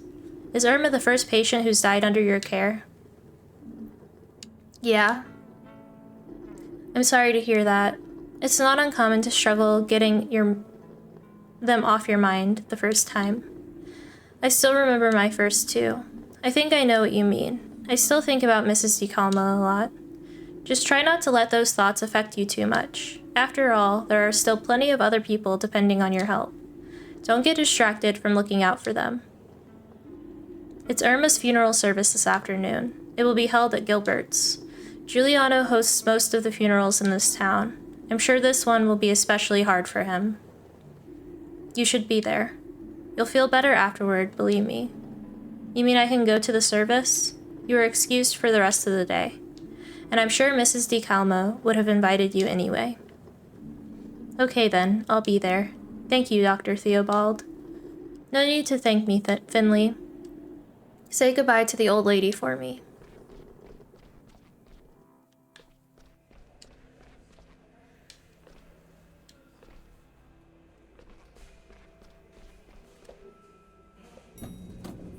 Elevator's faster than running up and down the stairs.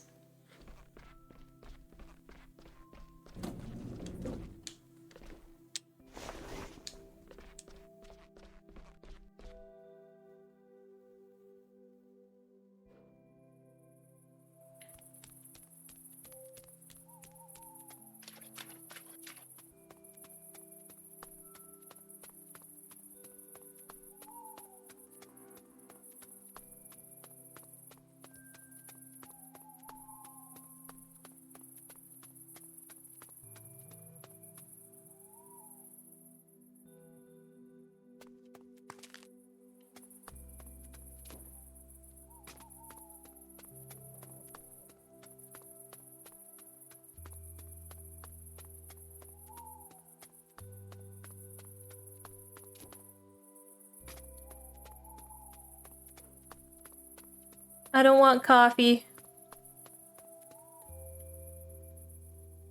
Also, it seems like it's late outside already.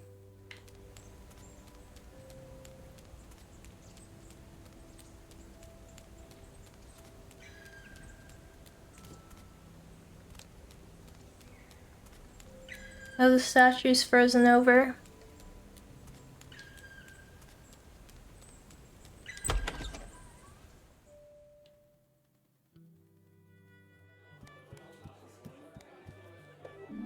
Finley. Hey, Giuliano. I'm so sorry. I wish I'd had more. Finley. It's okay. Thank you for coming. I know we haven't known each other long, but it means a lot to me. Please make yourself at home. There's food and drink. Go ahead, take a seat.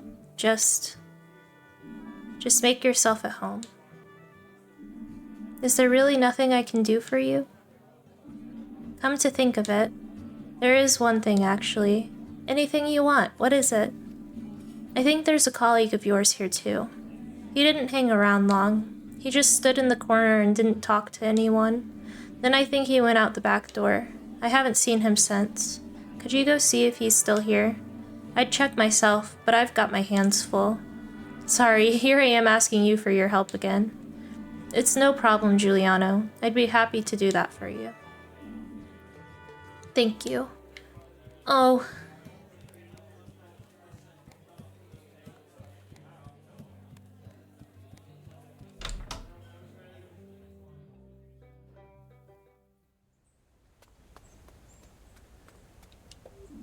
Gregor, you're here too? Get lost, kid. Don't you want to come inside? The service is about to start. No. There's food and drink too. Lots of people are here. Leave me alone. Okay.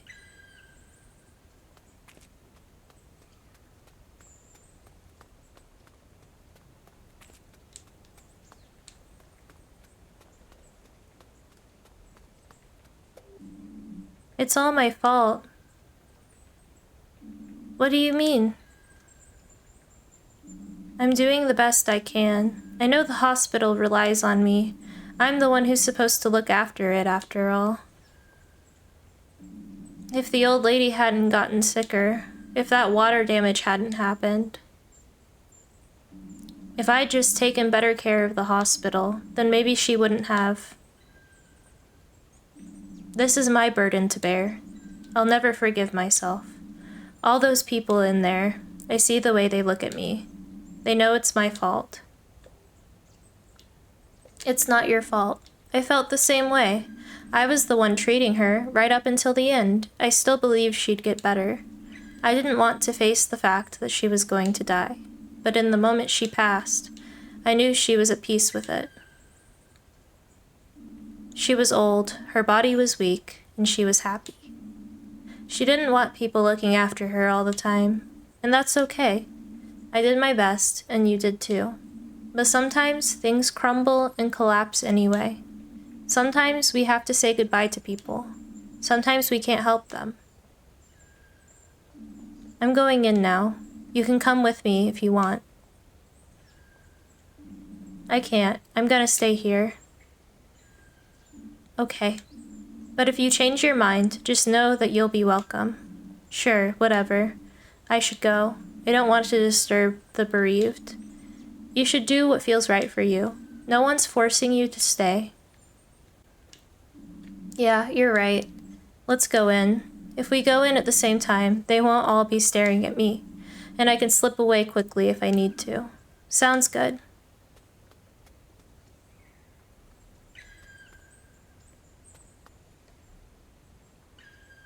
That wasn't at the same time.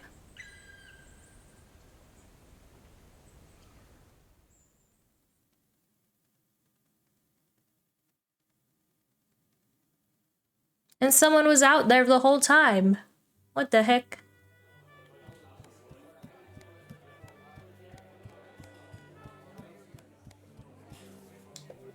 I'm sure Pina made the figurine. It's such a nice tradition. I'm proud of you, Pina. So did you find him? Yes, he's the janitor at the hospital, but he doesn't want to come in. I think he needs some time to himself. I think we all do. I'm glad he's here, though.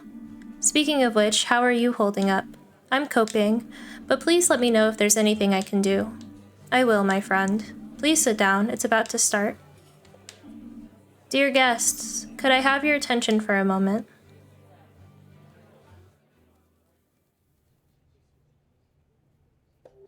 Thank you all for coming. I can barely bring myself to speak, but last night Irma, my dear mother, passed away. She was a real talker, always telling stories, and she was surrounded by people who loved her. That's you guys. Thanks for that, all of you. When I was little, she taught me to play an instrument. She practiced with me, and I hated every second of it. But when I was playing, her eyes would just light up. I wish she could look at me that way again. I want to play a very special song for you. A song Irma requested every time I picked that instrument up. I think it's the Porcupine hymn.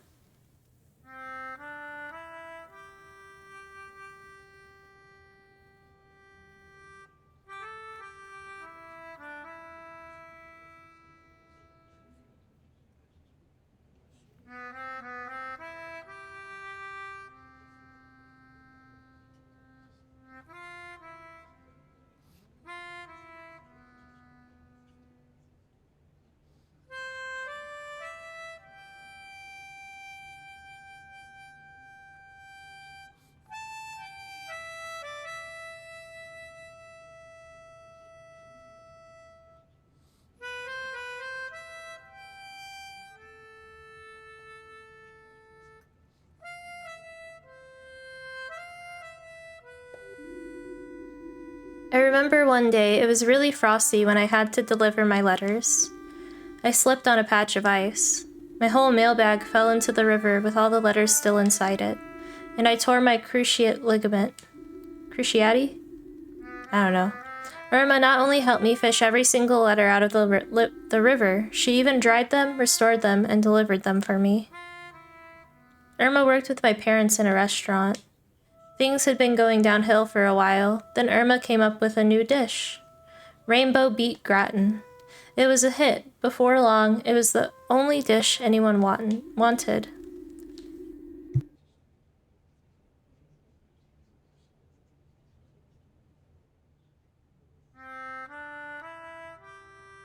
Irma and I used to play backgammon together every Thursday in the summer. How did you know Irma Finley? I'll tell you how that squirt knew Irma. He's the one who let her die. It's the truth. Irma was in great shape. Then one day she just bends over, sprains an ankle, ends up in the hospital, and a few days later suddenly she's sick, real sick. And then she just dies. I'm telling you, it's all that guy's fault. Him and all the staff at that awful hospital.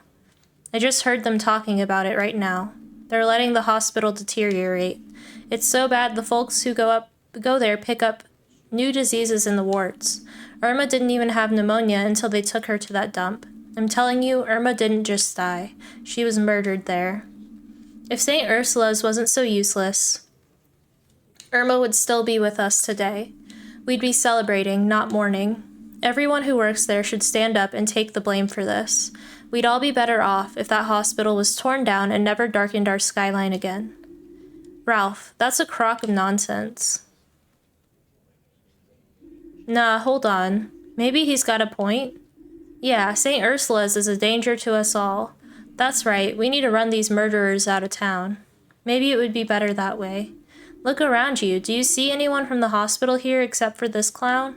Exactly. They don't even have the nerve to come to her funeral, because they know it's their fault, plain as the nose on your face. But, quiet everyone, please. This isn't about pointing the finger at anyone. This isn't about St. Ursula's. It's about Irma, my mother, your friend. Finley? Yeah? I'm sorry to have to ask you this, but perhaps it would be best if you leave. But, please, I don't want this argument to ruin Irma's memorial. I'll make it up to you, I promise. Let's talk later. Okay. How awful. How absolutely awful. Oh man, that didn't go how I expected. Looks like my cell phone had no reception at Gilbert's. Mia and Carl both tried to call me. Hey Finley. Thanks for calling me back. I was worried when I saw you today. Are you okay? I'd be lying if I said I was. Oh. I don't know if it'll help, but I actually have plans for tonight. I think I needed to get my mind off things, and I'm guessing you might want to as well. If you come along, we could help each other. Pina will be there too. Sure, why not?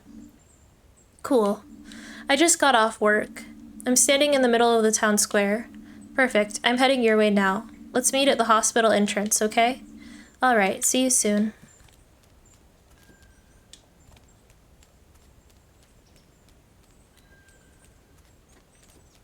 Screw Ralph.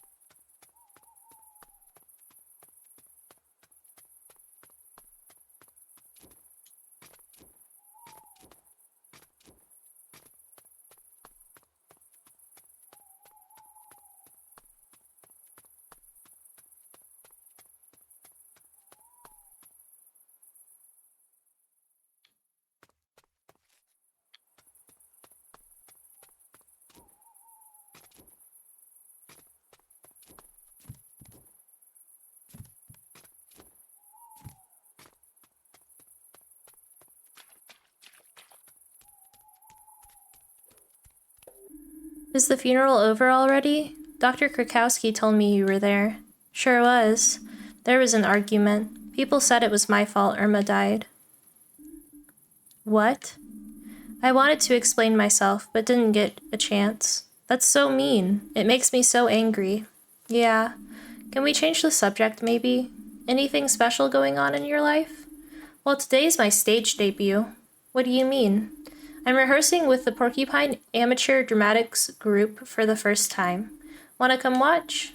I want to get used to having an audience. Do I need to do anything? Watch, listen, nod. And don't be too harsh a critic, hehe. I can do that. Yay, let's go. The rehearsal's taking place on the small stage in the park. I was up there at one point, performing me own play.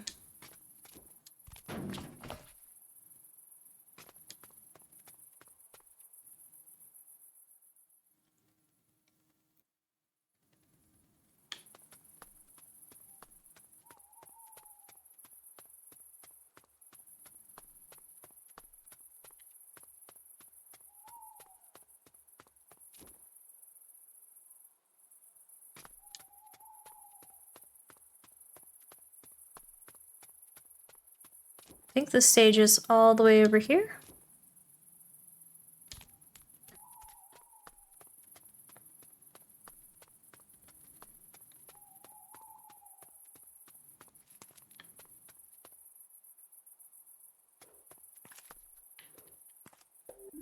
Can I interest you in a hot cup of coffee? Perhaps a tea or a saffron roll?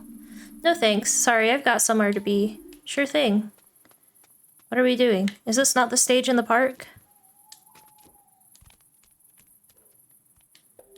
Mia! I'm so glad you came. And you brought Finley with you.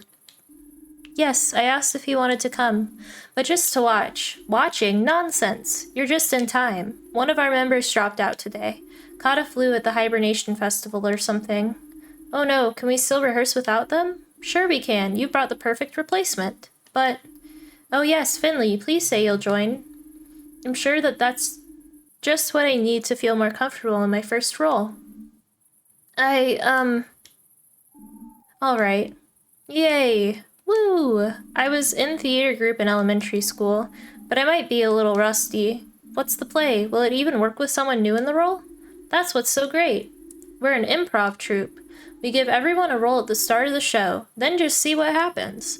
And tonight we've got something very special in store. A terrible crime that needs solving. Mwahahaha. I'm scared already. You're telling me. And you, Finley, are going to be our detective, the private eye. The guy who was a little too tough for the police. You're basically the referee. It'll be great practice for the rest of the group. Oh, okay, I hope I can pull this off. I know you can. This is gonna be great. Is everyone ready? Yep. I'm already pumped, hee. Let's go.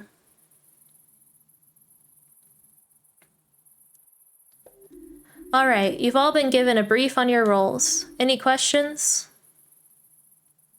Good. Folks, we've got 2 new additions today, so to celebrate, I've come up with something special. Listen up, everyone. We open on an old hospital. It's 6 in the morning. There's a storm outside. The rain's coming down in buckets as, one by one, you enter the building. Shortly after the shift begins, we hear the chief physician's voice break into a horrifying scream. Oh, Ah! Come on, you can do better than that. Let me feel your terror. Ah! Much better. A body has been found in the chief physician's office. But it's not just any body. It's the body of the chief physician's personal assistant. You gather in the break room. The fresh coffee is still bubbling in the pot when the door flies open once more. Into the room strides none other than the city's most famous detective. Finley, that's your cue.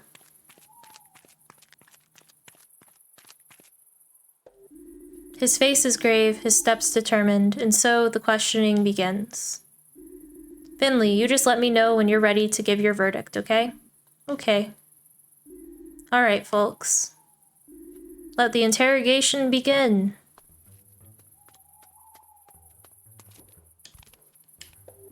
I'd love to help, but I've been busy all morning. Where were you at the alleged time of the murder? Busy, eh? With what? Sometime last night, that damn pipe in the basement burst again. That's the third time this month, not that anyone cares.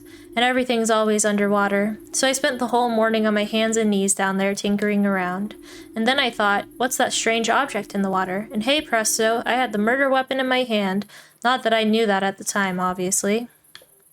Did you notice anything unusual? Did you notice anything else? I don't know if this is relevant, but I talked to the guy a lot. Out on the stairs after work. He's the only guy here that smokes apart from me, see?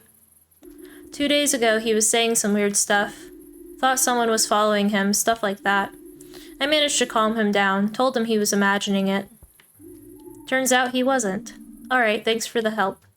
Or for the tip. Do you suspect anyone? Maybe the ambulance driver. He was always kind of weird when it came to the PA. Saw him sitting in front of the guy's office again yesterday. Don't know if that helps. I'll come back to you later. Yeah, whatever. It's really terrible what happened. I still can't believe it. I was even here when the crime took place, and I still couldn't do anything. Where were you at the alleged time of the murder? Where in the building were you at the time of the crime? I always come in extra early, because I like to work in peace before the hustle and bustle starts. So I sat in my office all morning, going through patient records. I haven't been here long. I was eager for a fresh start after my previous hospital, and I get along very well with everyone here, but I'm still trying to get up to speed. Did you notice anything unusual? Anything unusual?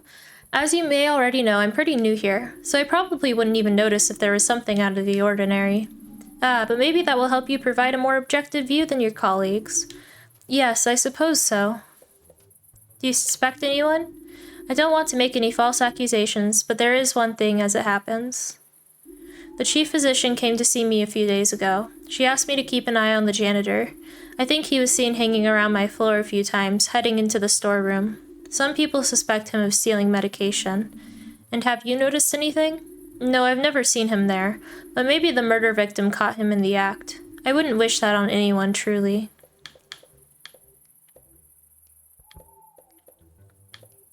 What do you think about the janitor? I mainly stay out of his way, since my boss pointed out her suspicions to me.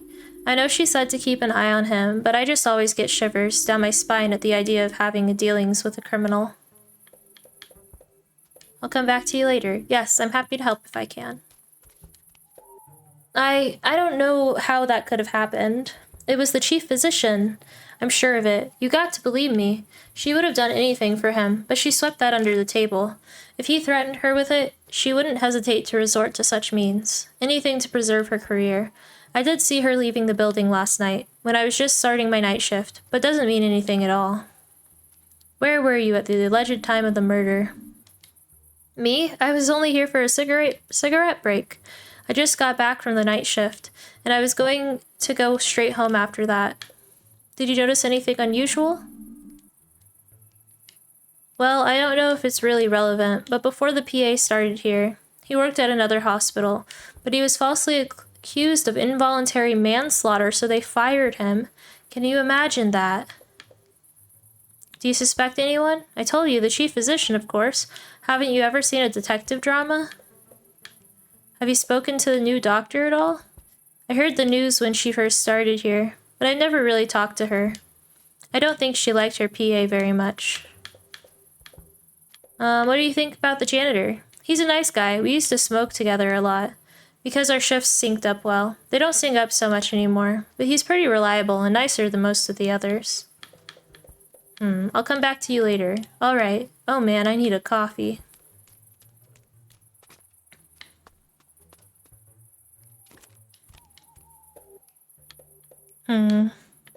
What do you think about the ambulance driver? We used to smoke together, that was pretty nice actually. He's quit now, so we don't see each other that often anymore. But he's also been a little weird recently. Maybe he wants a job or something, but he's been chasing the PA around a lot. I'll come back to you later, okay? Decision made. No, I couldn't stand him, but that doesn't make me a murderer. If I went around wanting to murder people. I'd have started actually doing it a long time ago. Not that I'm saying I did. Fact is, he just wasn't a nice guy. Ask the new doctor, she will tell you. He really had it in for her. That's more of a motivation to kill him than I've ever had. Besides, I was on duty on another ward all night, so I couldn't have killed him anyway. I have some questions for you. Like I said, I was on duty. I don't know exactly when he was killed, but you're welcome to talk to all the patients on the ward. I spent a lot of time there that morning, having a very long conversation with the woman in room 7. She didn't feel well, and she really wanted to talk to somebody about it, not to mention giving them her whole life story. Did you notice anything unusual? I remember wondering about the light that was on in the chief physician's office, though that was sometime in the early morning. Do you suspect someone? No, I didn't see anyone. Or wait. The janitor. I saw the janitor on that floor. He said he was looking for a ladder for some repair work. Unfortunately, I couldn't help him. I had my hands full myself that morning.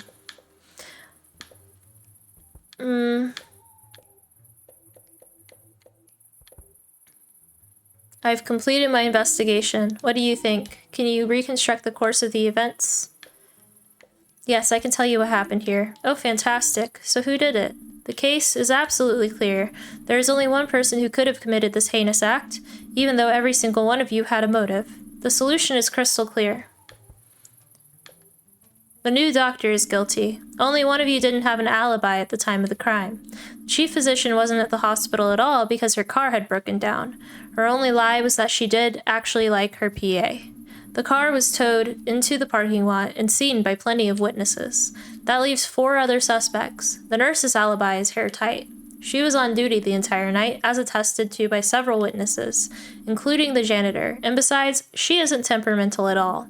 In reality, she's covering for someone else on her team. Unlike the janitor, who also has an alibi, only his alibi was a lie. Yes, he lied, but not because he committed the murder. In fact, he snuck into the nurse's ward to steal medication, which is also illegal, but not the crime we're looking for.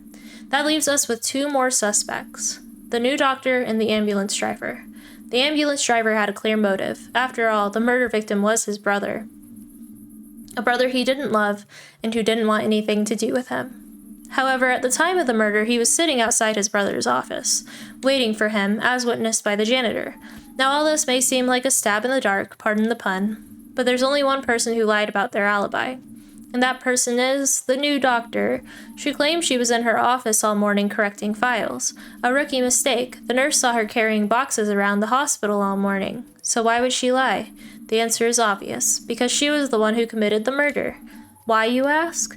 The answer is quite simple. She and the PA had history. And not just any history. She was involved in the incident that lost the PA his previous job and followed him to this hospital, driven by bitterness and revenge. But I still have one question, good doctor. That you committed the crime is clear for all to see, but why did the PA have to die? I don't know what you're talking about. These are all baseless lies. I left my office to move some files. It just slipped my mind in all the excitement. So if we were to look through these files, would we find them completed? You did spend the whole morning on them, after all. I admit I had trouble concentrating that morning. So much trouble, in fact, that you haven't even started on a single one of the files you claim to have completed. The chief physician noticed this herself. Perhaps you should have come up with a better alibi. I can't believe you think I'm so stupid. The sheer audacity. My last murder was so challenging that not even the police could solve it, and what should have been my masterpiece was instead attributed to an idiot, and you have the nerve to call me stupid? The last murder? Aha! And so we are presented with the solution to our riddle. The PA was fired from the hospital where he worked because he was suspected of involuntary manslaughter, but nothing could ever be proven against him because he didn't do it. Ironic, then, that this false accusation has now led to his own demise. You committed the perfect murder, and instead of getting away with it, you followed him all the way here just to get revenge? You wouldn't understand how an artist's mind works. He stole my work, and when I saw him snooping around the chief physician's office, it became clear he was nothing but a phony. He'd only have done the same thing again, rested on other people's laurels. Well, you'll certainly have plenty of time to rest on your laurels. In prison! We solved it!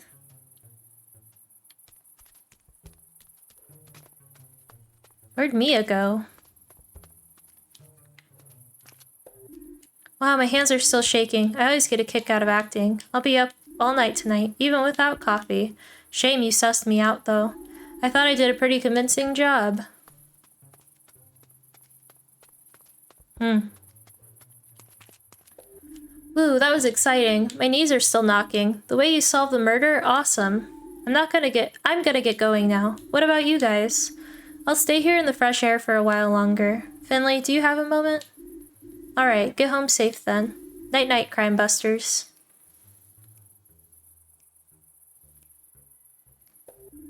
I didn't know it was about a murder. Sorry, I hope that wasn't too much for you. I really enjoyed it, though. Without you, I probably wouldn't have come. Thanks for getting my mind off things. Finley, I don't know how you're feeling right now. I don't know what it's like when somebody dies on you for the first time, but I have to assume that it'll happen to me sometime too. And I'm pretty scared of it. Terrified, actually. But it's also part of the job, and a good doctor needs to be able to handle it. Hey, it might never happen to you. You're a great doctor. I think that's unrealistic. But when it happens, I want to be ready. What are you thinking right now? Not much. All I want to do right now is sleep. And thank you for joining in. I wouldn't have had the nerves for it without you. Maybe you'll want to do it again in the future. But next time, I want to be the detective. I'd be honored to have you solve my murder. Hee hee. I can manage. I'm sure you can. And if you're struggling, you can always come to me. Just like I do with you, hee hee. But I'll be alright too, I think. Both with this and with life here in general. I think I like it here. The people, the little streets. The Hibernation Festival was great. I think I could feel at home here. Especially with a partner in crime like you. Let's make sure that as few people die here as possible. That's the deal. Deal? Yes. Deal.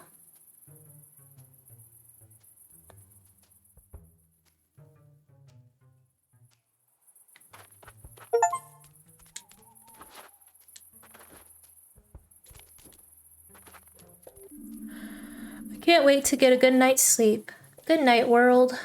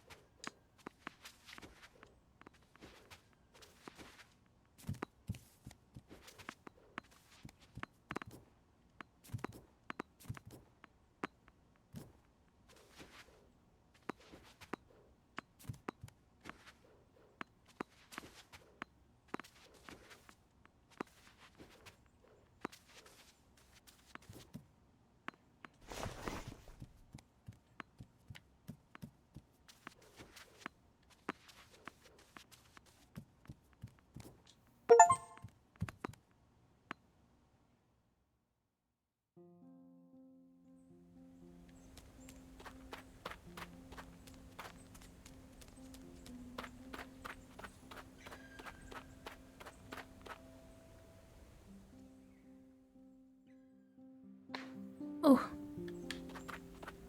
My neck.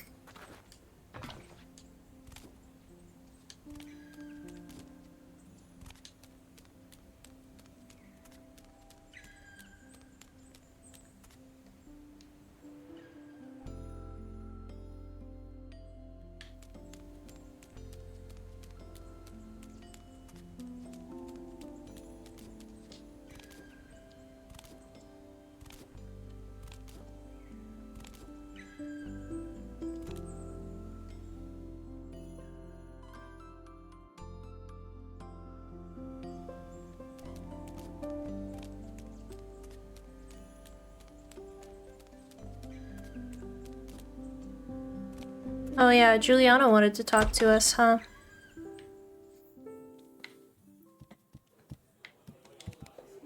Little early for a drink, don't you think? Yeah, I'd better not.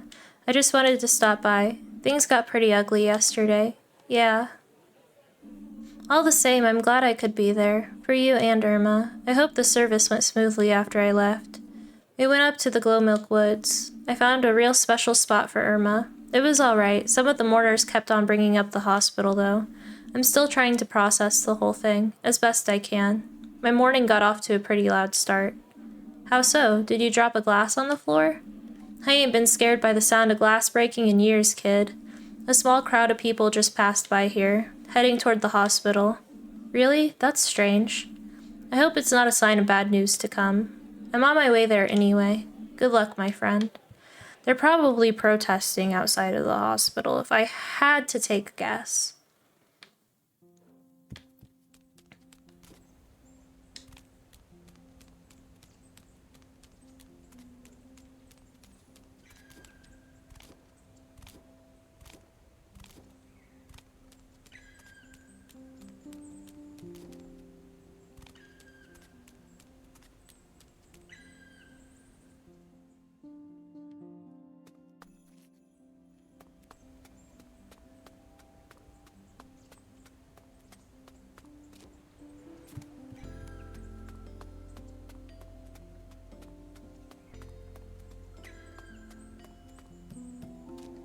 I do think there might be a second game to this, though, called Follow Porcupine Save the World? Perhaps. Or maybe it's just like a deluxe version of the game. Saber! Thank you for being amazing. Thank you! Thank you for the lurk.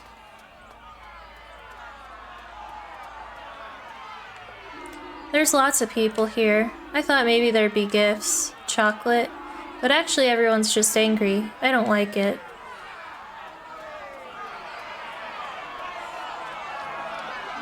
I'm telling you, St. Ursula's Hospital has got to go. How many of you have suffered here? How many of you have emptied your pockets into their coffers? The fees go up every month, but the quality of the treatment gets worse and worse. The staff are overworked, and the building's falling apart to boot. Will we keep on accepting this? Will we keep on sacrificing our loved ones to this hospital? No, absolutely not. What? What's this about? Ah, there's our specialist. What are your plans for the day, con artist? Let me pass, Ralph. Go ahead. I'm sure you've got plenty corrupt shenanigans to be dealing with. We'll just see how many more lives you take before someone stops you. That's right, get lost. Down with St. Ursula's, down with St. Ursula's. Oh my goodness.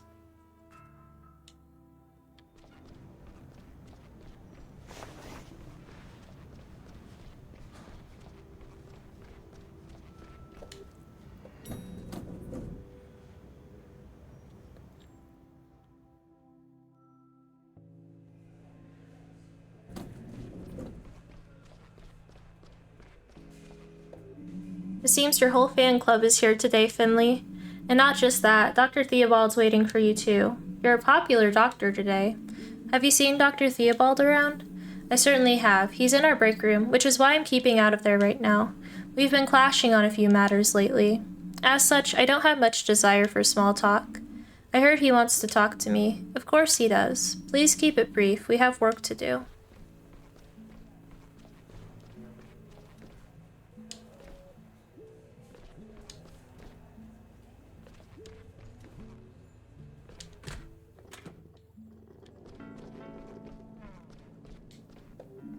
Dr. Theobald, have you heard about the people in front of the building? Of course. But first, I have a question for you. Did you go to Mrs. DeCalma's funeral service? Yes, and I think it helped me. Thanks for the tip. I'm afraid I'm partly to blame for the protests, though. What do you mean by that? Well, the funeral seemed quite normal at first, but then they started saying it was my fault Irma died. I didn't know what to do. You know, there's one thing you unfortunately need to be aware of working here. When you work at a hospital, problems become part of your daily routine. Generally speaking, someone comes to us with a problem. Sometimes the problem can be fixed, but sometimes, however, unfortunately, it cannot. We don't have secret superpowers. All we can do is make people feel like they were before. That is our business, day in, day out. When we succeed, we are rarely rewarded with positive words or deeds. Yet if we fail, a negative response is never far away.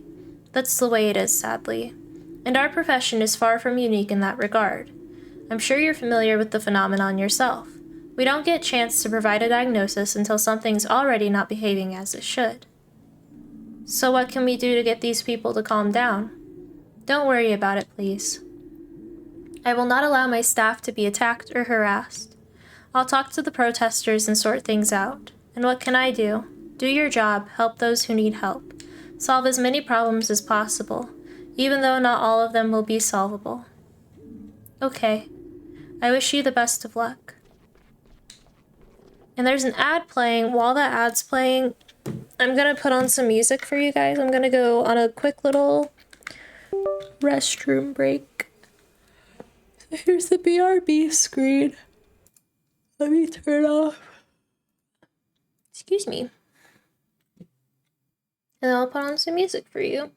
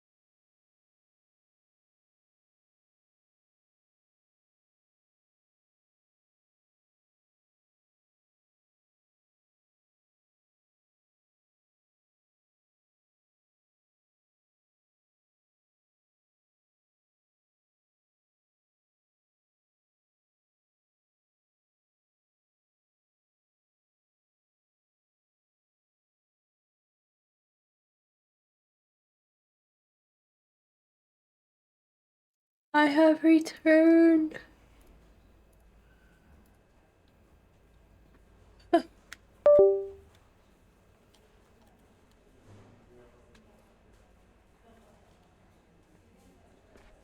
We're treating patients. Welcome back, Sleepy Sprite. I always so eepy. I always so sleepy. I imagine you have questions. I'm sure you want to know how I feel about all this. Whether I'm worried about that little protest down there. Let's both do ourselves a favor and skip that part of the conversation. Please get started with your assignments for today. We'll talk later. Okay.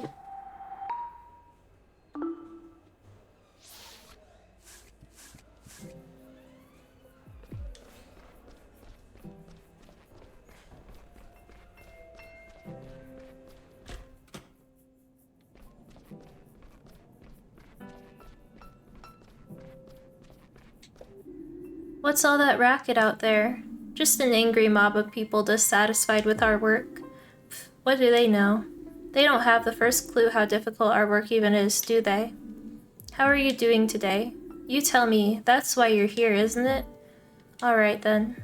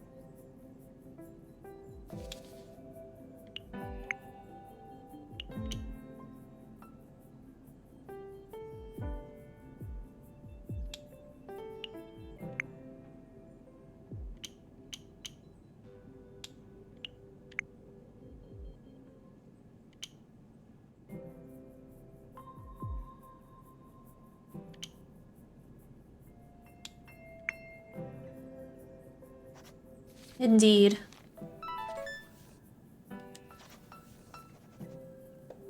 Your liver readings are improving. Good. But I'm afraid you'll need to stay with us for a few more days. Well, it hasn't killed me yet. That's why you've still got the pleasure of treating me. Thank goodness for that. Don't let it go to your head. I know what the situation is in this hospital. Even I need to put up with an apprentice doctor. I've not forgotten my duty to teach the next generation. So go ahead, learn something.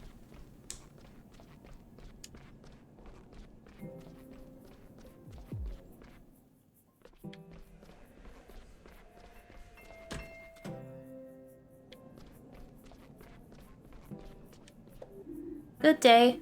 Thank you for agreeing to examine me so soon. I'll be happy to pass on your appreciation. What can I do for you? First of all, call me Ted, please. I don't like to stand on ceremony. Me neither. I'm Finley. Pleased to meet you, Finley. Now what can I do for you? It's my lungs. The weather's doing a number on me right now. I need regular checkups. I have an artificial heart valve. Then there's the severe hypoxia. You're saying your blood isn't being supplied with enough oxygen? Exactly. I get by, but I'd feel better if someone gave me a once-over. Sure, allow me. Oh, it's this thing. I hate this thing.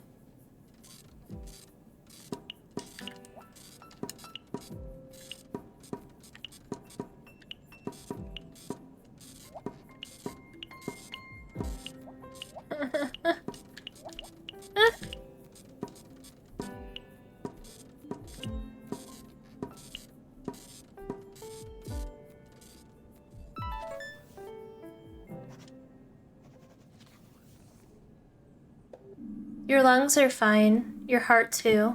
I didn't know you could hear a heart valve. Haha, yes. Not a bad party trick, huh?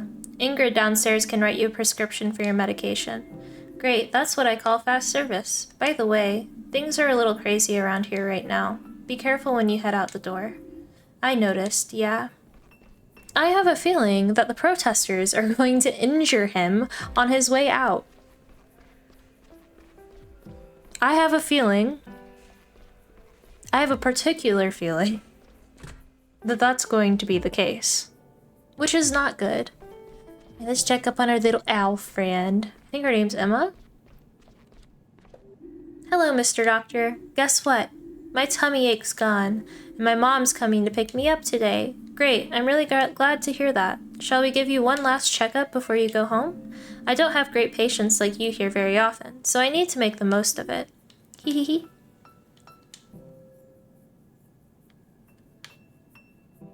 I think one last...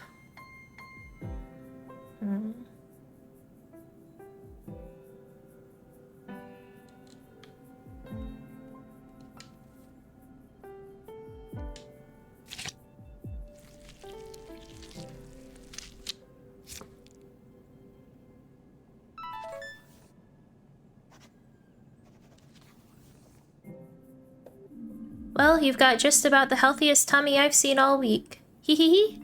My colleague gave your mom a letter for your pediatrician earlier. Now you need to be careful what you eat in the future, okay? Can you promise me you'll do that? Yes. Dr. Gerda said the same thing. That I should listen to you. And you know what? What? She says you're a good doctor. Really? Yes, because you made my tummy ache go away. And she says you made her tummy ache go away too. But you know what else? No, what? Dr. Gerda's a good doctor too, because she made my homesickness go away every night. You're right there, Emma. My colleague will take you down to see your mom in a minute, okay? Take care, Emma. Bye. Aww. Emma's really cute. I think it's this way, yep. I have a lot on my mind right now. Let me take a quick look at your results. I think we got an A today because I got one B. Yeah.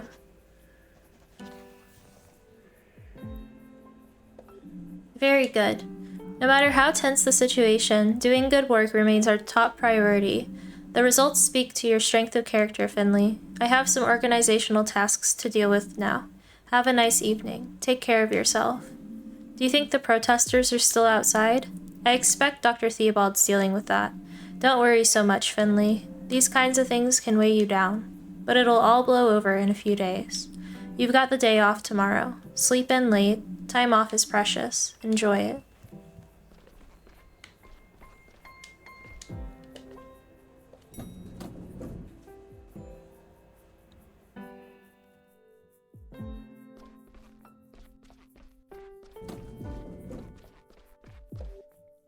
Better not go out there, kid. What? Why?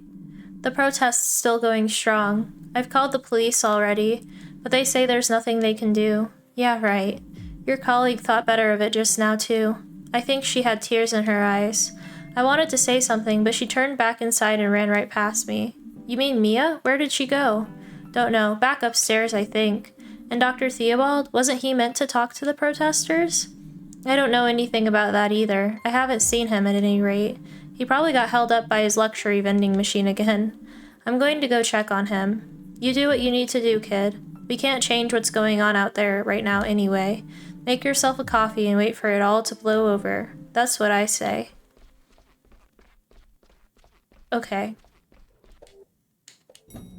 We'll take the elevator and see where it brings us. Because shouldn't we also definitely talk to Mia?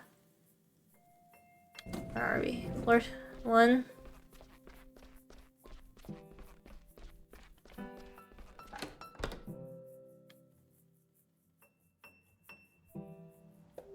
Dr. Theobald, are you there?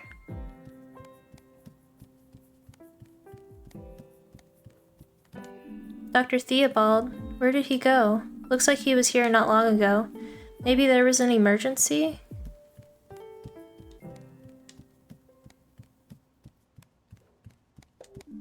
The shelf looks the same as always. Everything's still where it was this morning. It's like Dr. Theobald's just vanished into thin air. Maybe he fell through a rift in time and space. He could be living in another dimension right now, a world where pizza can cure cancer. What a world that would be. I love pizza. I love pizza so much. So Finley, we meet again. Does the boss have time right now? I need to talk to him. Dr. Theobald's not here. His office is empty. What? Strange. I mean, Theobald usually leaves the door to his office open, but only when he's actually in it. Have you seen him around today? Nope, that's why I'm here. The people on the ward can't sleep with all that commotion outside. I was going to ask Dr. Theobald for help. Last resort, before I go out there and kick some butt myself. I spoke to him this morning. He assured me he was going to smooth the situation over. Well, guess that didn't happen, huh? I just bumped into Mia too. She was pretty upset, poor thing. Mia, what was wrong with her?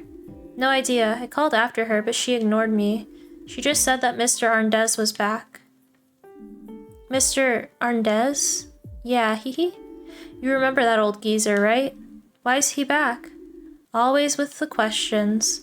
Grandpa was sent to the best rehab money can buy, at our expense. Then he's back here 2 minutes before he goes and poisons himself. Probably thought his wood oil was a bottle of gin. Is he... Of course not. What is it with you and the drama? Which way did she run? Upstairs. Arndez is on the 4th floor. If I had to guess, I'd say she's up there. I'll go take a look. Alright, guess I'll hunt down the boss. Thank you, Sandra. No problem. Sandra? Sandra. Sandra? I don't know. Alright, let's go Mia and Arndez. 4th floor.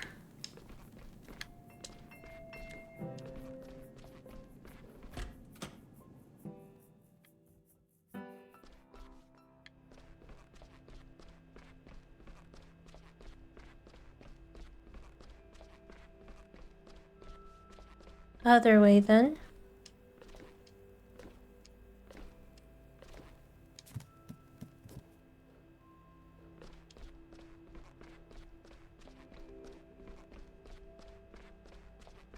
Oh.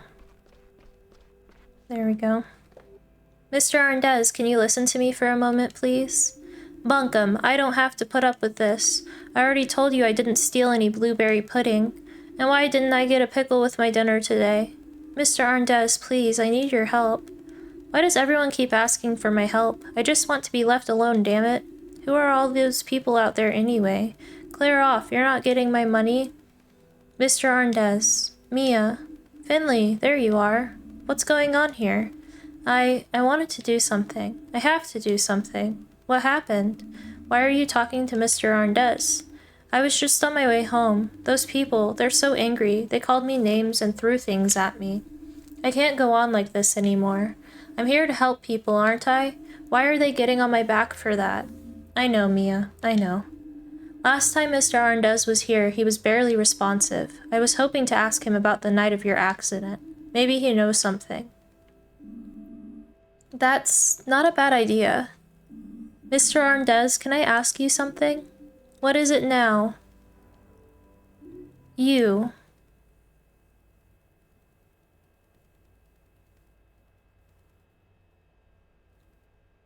Very dramatic. Don't I know you, sonny boy? Yes, we've met before. You were at this hospital a little ago. Last fall. You had an accident. Do you remember?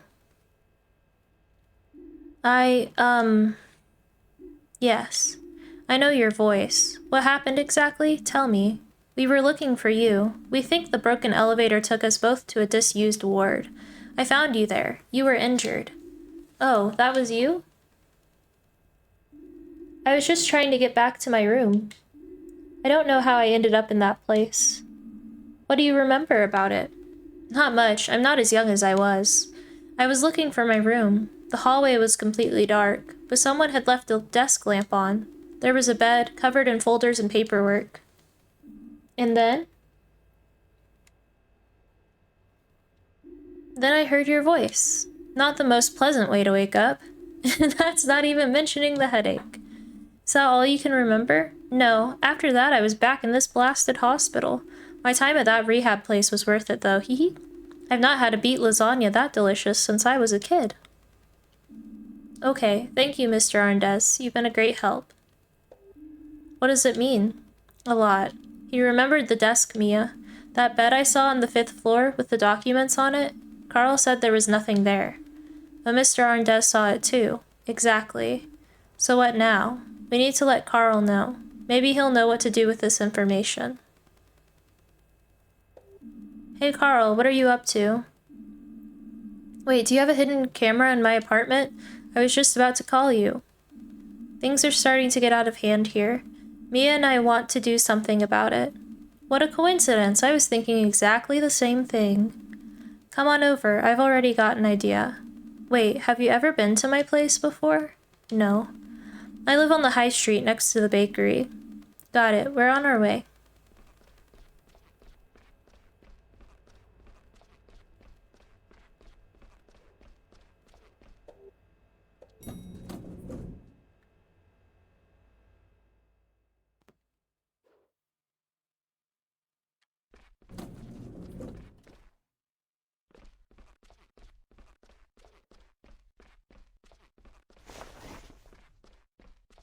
Oh, Mia doesn't bring a change of clothes, she just wears her doctor's uniform everywhere. We obviously can't go that way anyway.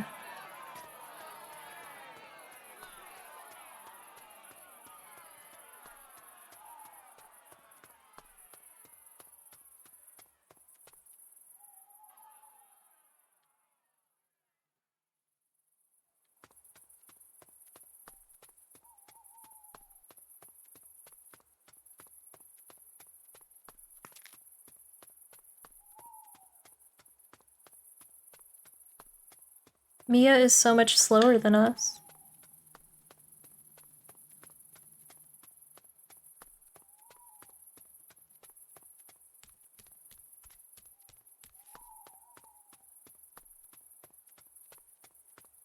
Leaving her in the dust.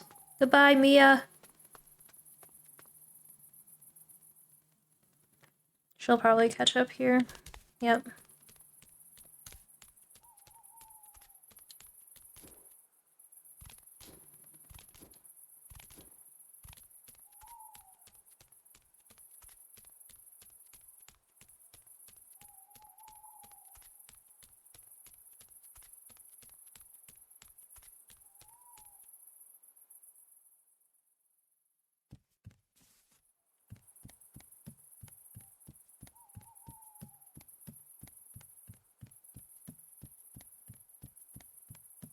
What if Carl worked in or lived in the same apartments as Mia? I think that would have been funny.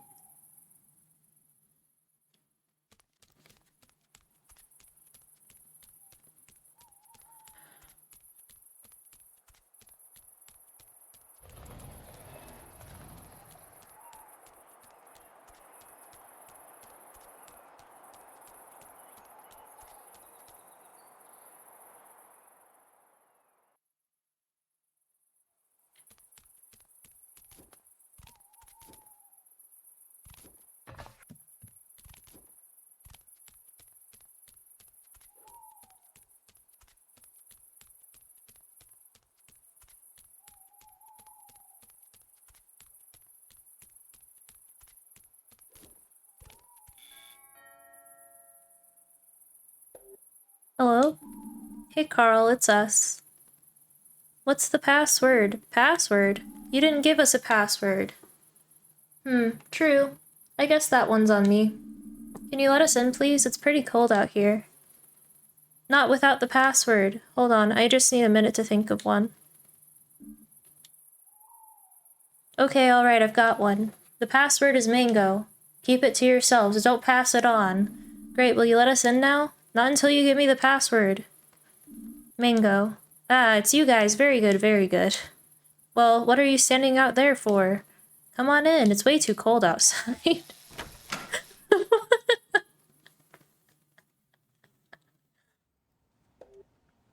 And then Finley came along. Oh.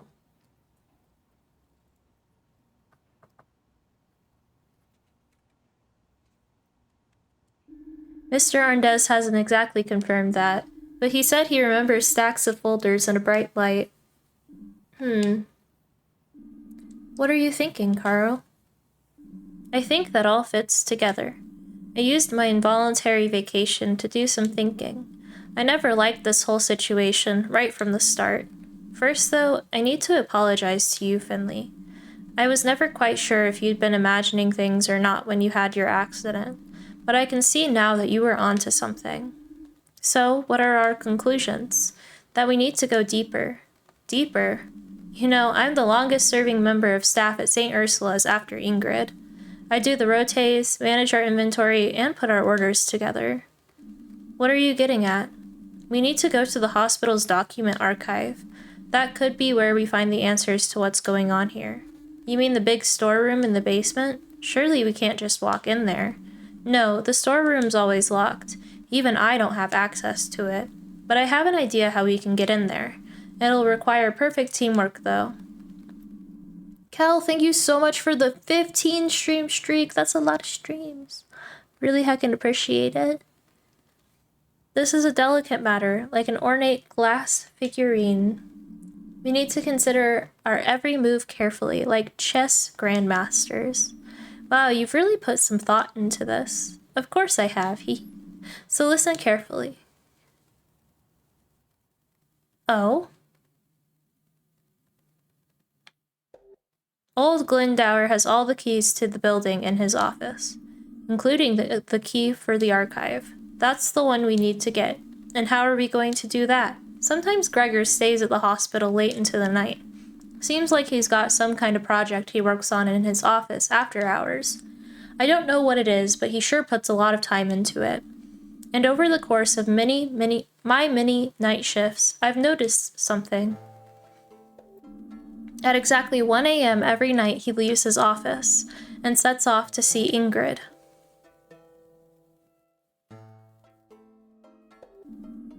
Yes, that's it. Slowly he sets out on his trusted path. Step by step. Foot by foot.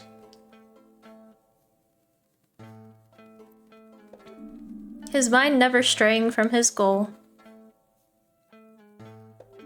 Until he finally reaches Ingrid's desk. The two always spend a while chatting. Then Gregor grabs a coffee and heads back to his office. And you know what?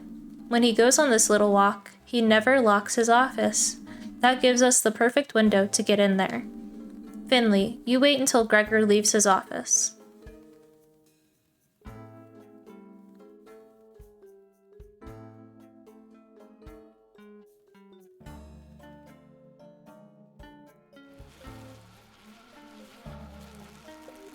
That's when you go in to look for the archive key.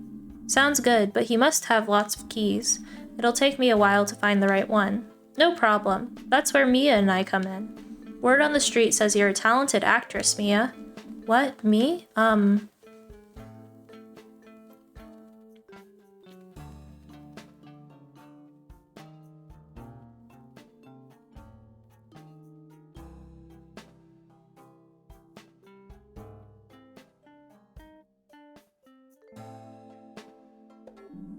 Good evening, my dearies. What's with the disguise? I'm on leave right now, right? It's best if I stay incognito while I'm at— oh, I don't want any more trouble. Okay. Good. Now where was I? Ahem. Please pay no attention to me. I'm just an old, fragile little granny. Just here to visit her little son. I suppose I'd better head up to his room. Oops.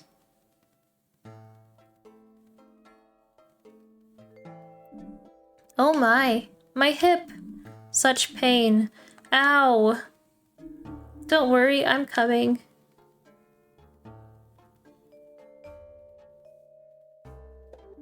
Fear not, I am a competent junior doctor. I'm here to help this poor old lady. It looks like she took a bad fall with no outside interference whatsoever. What's this now? If you get a costume, I want one too. After all, I'm playing the courageous doctor in shining armor. Alright, I guess. As I was saying, I rushed here right now to help this injured person. This looks bad. You there, with the broom. What, me? You look strong. I implore you, help me with this old lady. What's with the amateur dramatics? No drama here, sir. This is serious. I need to make sure that this person has not sustained any more severe injuries. Humph, alright.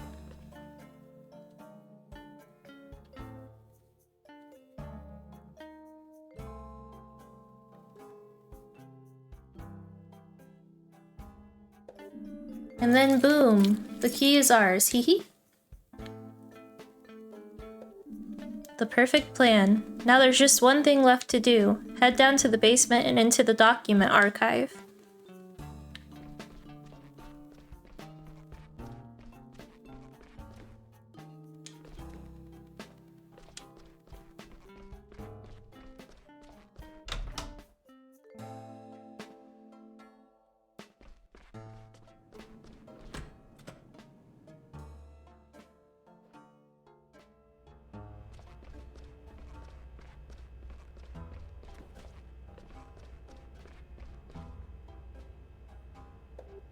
Good job, team. It's heist time.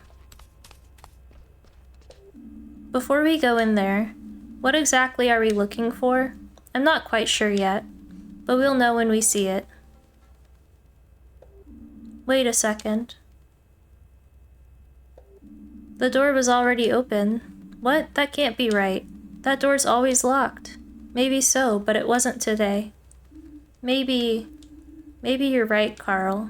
Let's check it out.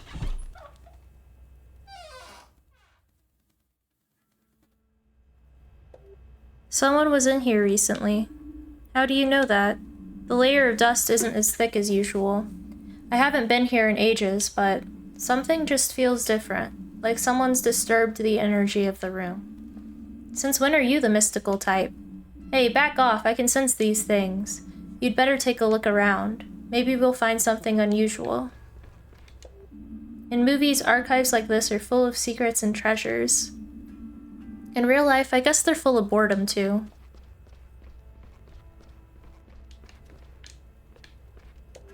Medical records, doctor's letters, studies, lab results. Some of these documents are older than my parents.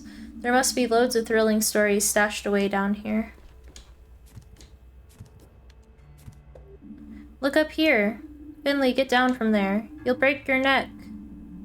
Mia's right. We all know those boxes are out to get you. How'd you get up there anyway? It doesn't matter. Someone's taken some folders off these shelves. You can still see a print in the dust. It's pretty obvious something's missing. What? Let me see.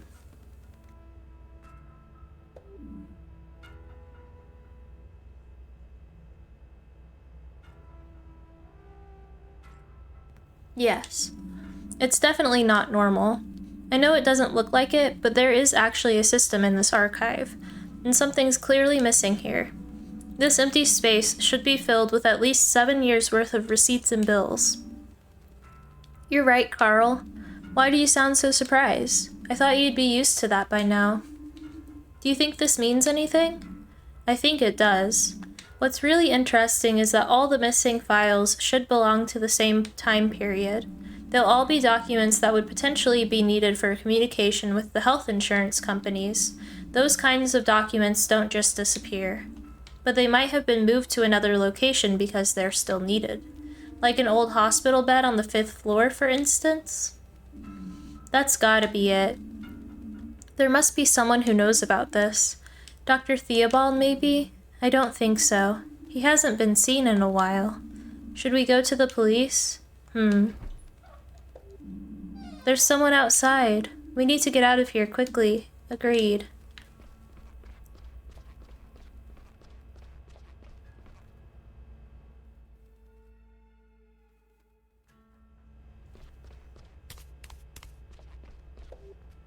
What are you doing down here? Carl, is that you? Sandra, we just stumbled on something big. Have you seen Dr. Theobald? We need to speak to him urgently. The boss? Haven't seen a whiff of him. I need to see Halil and pick up some blood results. It's not like there's anyone here who's actually meant to be working on our ward, but you'd better settle in anyway. That crowd outside's way bigger now. I wouldn't be trying to head home right now if I were you. Not that I can think about clocking off. Too much to do. The wards are all pretty much full. So come on, make yourselves useful. Sandra's right. Finley, we should lend a hand on the ward.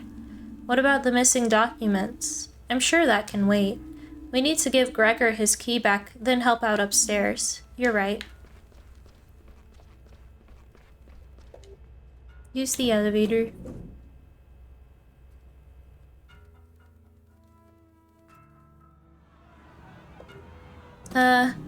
I could use a little help here. That was Ingrid. Let's have a look. Down with St. Ursula's. Here comes another of those bunglers. Ralph, you crackpot, just go home, okay? You can't just come in here like this. It's not allowed. Please. Just let us do our job. The noise you're making's bad enough. But more importantly than that, you're blocking the main entrance. That means you're stopping us from admitting any more patients. Please just leave. Bah, that's just a load of stupid excuses. Who's going to stop us? You? Patrick here has a terrible ailment. Exactly. Ow, the pain. That's enough. Not only did you cripple him for the rest of his life when he injured his arm years ago, that nasty little runt attacked us both just the other week. Patrick's still recovering to this day. And that's not even mentioning the psychological trauma we both suffered. Don't be ridiculous. Ow, my arm. See, we have every reason to be here, and every right to. We're not leaving until we get some answers. Get the chief physician out here, now. But hasn't Dr. Theobald come to speak to you all already? He assured me that. Of course he hasn't. As if he would get his fat ass out of that comfy chair. Will you all just listen for 1 minute? If he's not going to come down here, we'll just have to take this to him. That's right. And you know what else? Let me through, damn it. Help, quickly.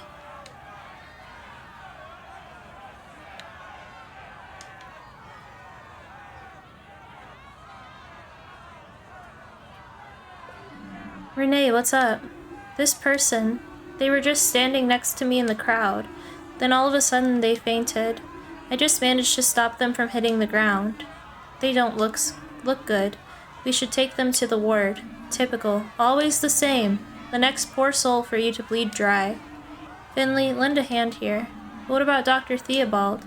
I'll try to find out where he is, and I'll try to find out more about the missing documents too. We'll talk later. Alright.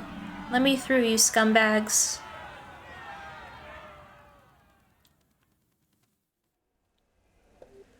The patient's in very poor condition. I'm glad you brought him to us. Do you know what's wrong with him? I'll take care of this. Please just give me some time. Mia, Finley, please look after the ward. There's a lot to do, as ever. And this? Isn't helping. Sure, we'll take care of it. I want to help too. Good. Ask around the other wards, see if anyone else can help out. Consider it done.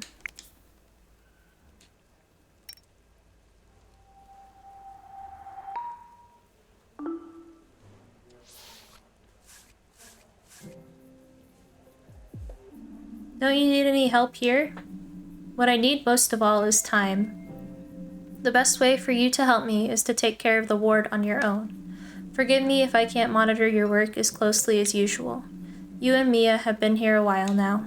Prove to me that I can trust you with our ward.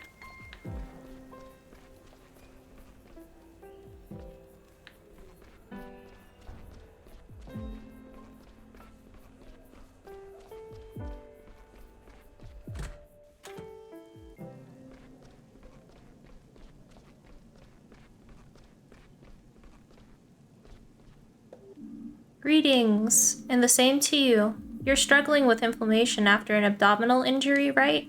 Let's take a look then.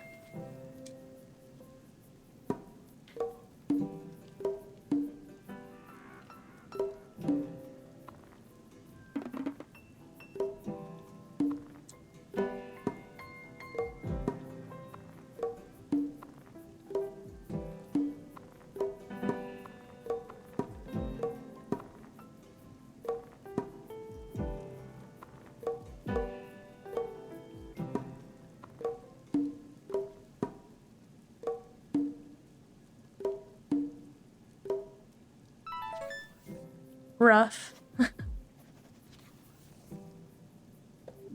This is a textbook inflammation, but I can see you've had all the important vaccines. We need to cool the wound properly, and you'll need antibiotics to treat the infection. Got it. For now, I'll just keep as still as possible. Good idea, and get well soon.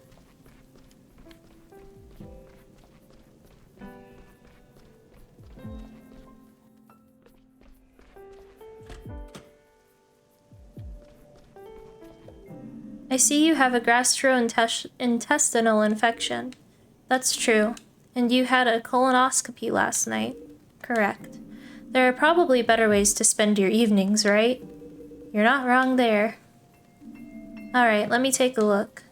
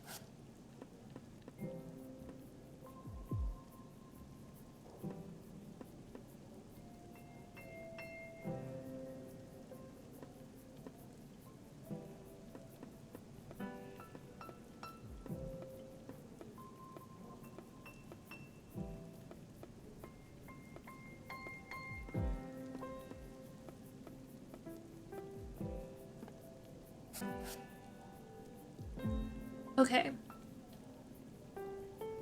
So tooth tier.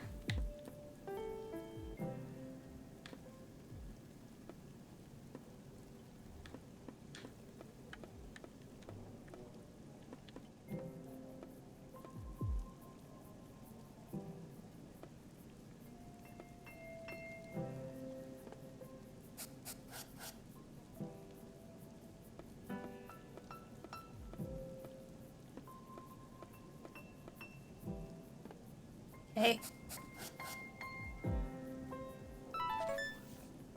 I have to think about those. No serious abnormalities were found during your colonoscopy. Your symptoms indicate a flu-like infection. That's good because it's treatable, and it shouldn't trouble you for too long. But we need to get your electrolyte and water levels back up, and you need to make sure you drink plenty of fluids, preferably tea. Okay.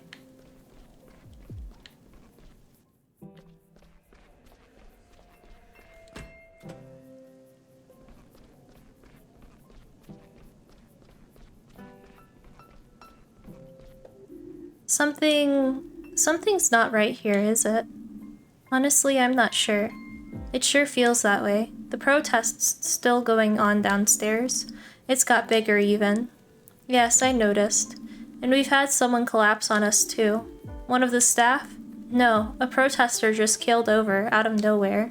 Dr. Krakowski's diagnosing him now, but we don't know what's wrong with him yet. Isn't this against HIPAA? You know, I've worked in the healthcare sector for decades. There have always been scandals, arguments, criticism. Some time ago, a large number of hospitals came to a decision that would end up having huge ramifications. Healthcare was improving, people were healing and recovering faster. In a very short time, the average length of a patient's hospital visit was halved. Accordingly, the hospitals decided to halve their numbers of nursing staff, but the workload remained the same. So then came the overhauls, the saving strategies, that kind of thing. We're still seeing the effects of that decision today. I also see the shortcomings here at St. Ursula's too. What I'm trying to say is, I know what you're going through. I'd like to take a look at your readings if that's okay. Of course.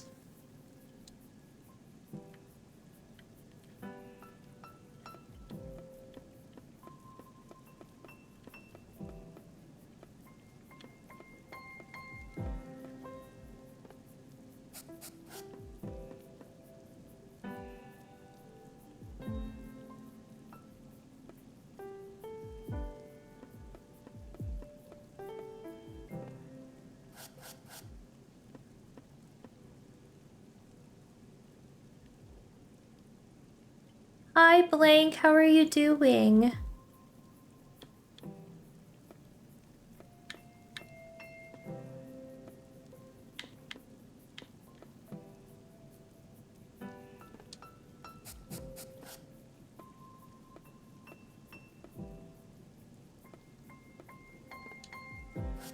I'm good. How are you? I'm doing pretty good. This game is really sad. It took a sad turn, but now we're back to just treating people. There's a protest going on outside. But I'm doing pretty good. Yeah, people are protesting. I'm almost afraid to tell you this. What is it? Is it all over for me? No, quite the opposite. Your readings have improved significantly. I wasn't expecting that, I must admit. But that's all part of the profession too. Funny how things turn out sometimes. How's the... Oh, I already asked how the Blank's doing. Do you have any exciting weekend plans, Blank? You should rest a little more. I think you'll be able to go back home soon. Your wish is my command. Oh, and one more thing. If I can help in any way, just say. I'd be glad to. That's really nice of you. Play Night Rain. I wish I had it. I wish I had Elden Ring. Because isn't Night Rain like a standalone game? Also, that pigeon is so adorable. That's us. We're Finley. But you're a patient here. The only thing you need to work on is getting healthy again. If you insist.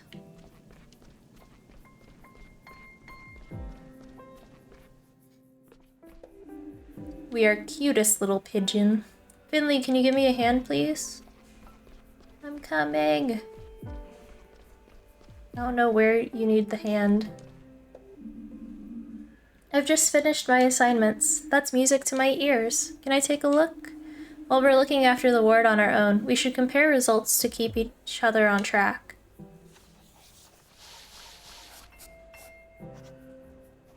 Yay! Oh wow, that's pretty good, Finley. I don't think I can perform as well as you under stress. I've got to say, I'm a little overwhelmed right now.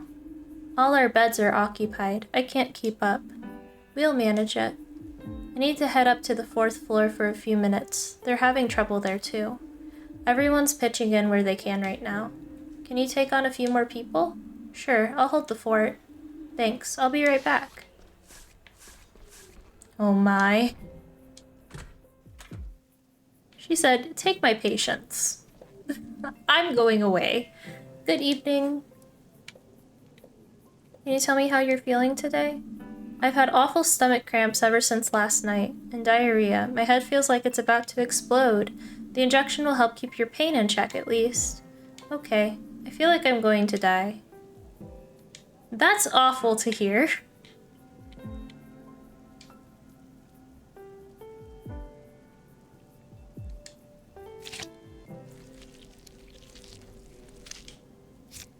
Ta-da!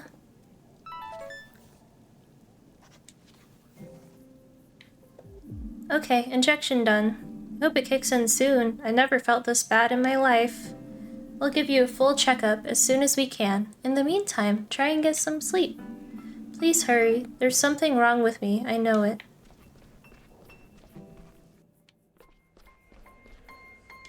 Over to room 301.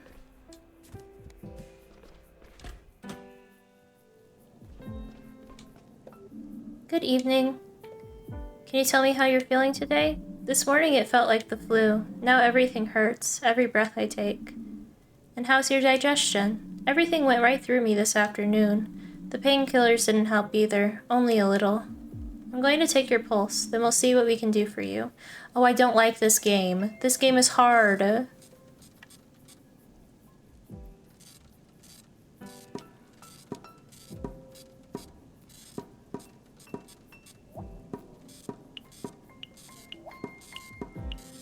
I promise I'm trying my best.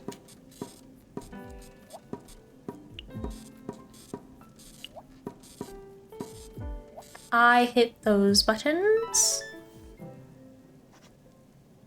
I should have gotten an A on the assignment.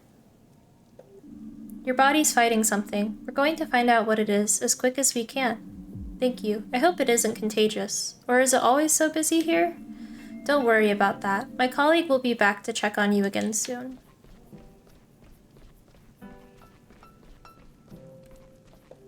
Good evening. Can you tell me how you're feeling today? Struggling for air. Everything hurts. Help me, please. Of course. We'll adjust your medication. Thank you.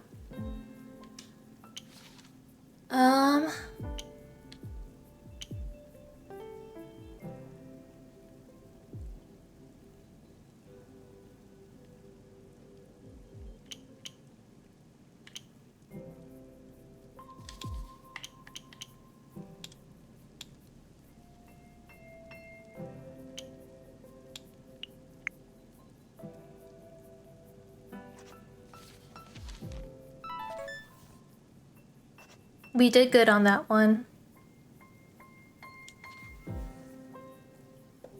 Okay, my colleague will be here in a minute to give you your new medication. Thank you. I don't want to die. We'll do everything we can to make sure you get well soon. I promise you that.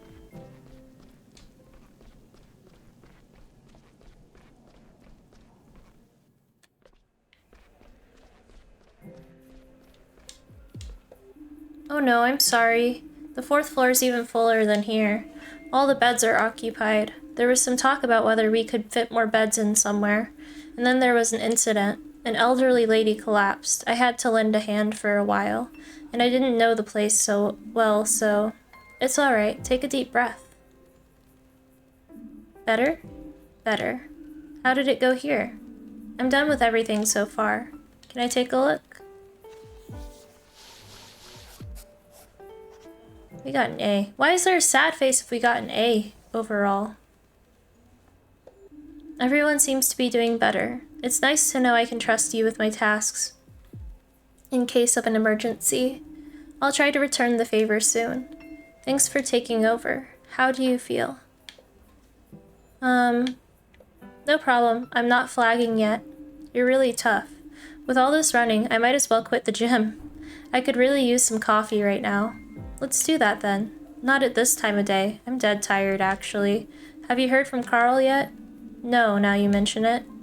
I've not spoken to him. Should we give him a call? Maybe he has some news for us. Good idea. And? Nothing. He's not picking up. Strange. I hope everything's alright. Finley, Mia, come quickly, please. The patient in room 302 is really sick. We can't stabilize him. Oh no.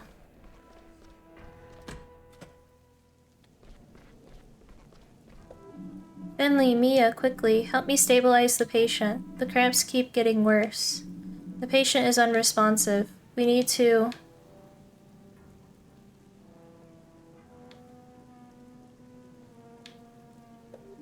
What?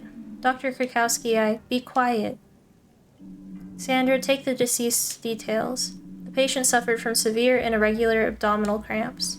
We noticed heavy gastrointestinal bleeding. Dr. Linwood advised against surgical treatment. The blood work needs to be evaluated immediately. We know the bleeding was caused by a bacterial infection. Everything else will become clear soon. Please leave now. We want to help you. Don't take this the wrong way, but there's nothing you can do here right now. Whatever this was, the contagion is minimal to non-existent. You can help me by going home and getting some rest. This patient is already dead. There's nothing more we can do. So leave me in peace. And come back in tomorrow, well rested and focused. We'll know more tomorrow. Dang.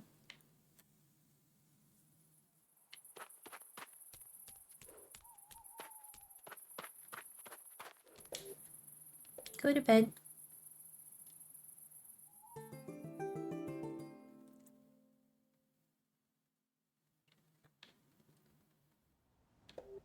What a night.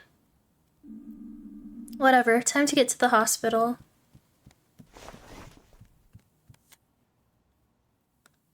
I love his little fall outfit. I know I've said it before, but I really like his little fall outfit. There's nobody here. It's like a ghost town.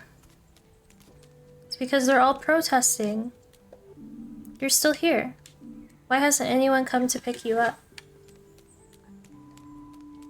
That's gonna be our bike one day.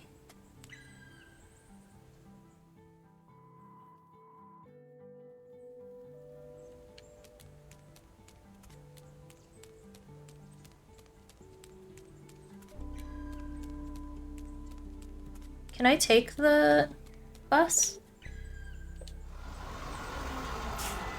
So I can. We hadn't taken the bus yet.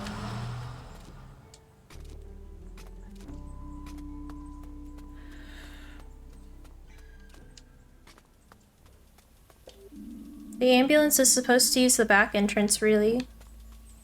Or usually. Oh, the protesters are gone. That's good.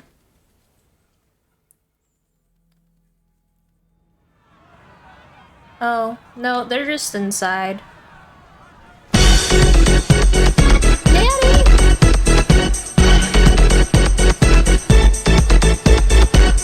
Welcome in, Raiders. My name's SpriteVT. I am a variety streamer.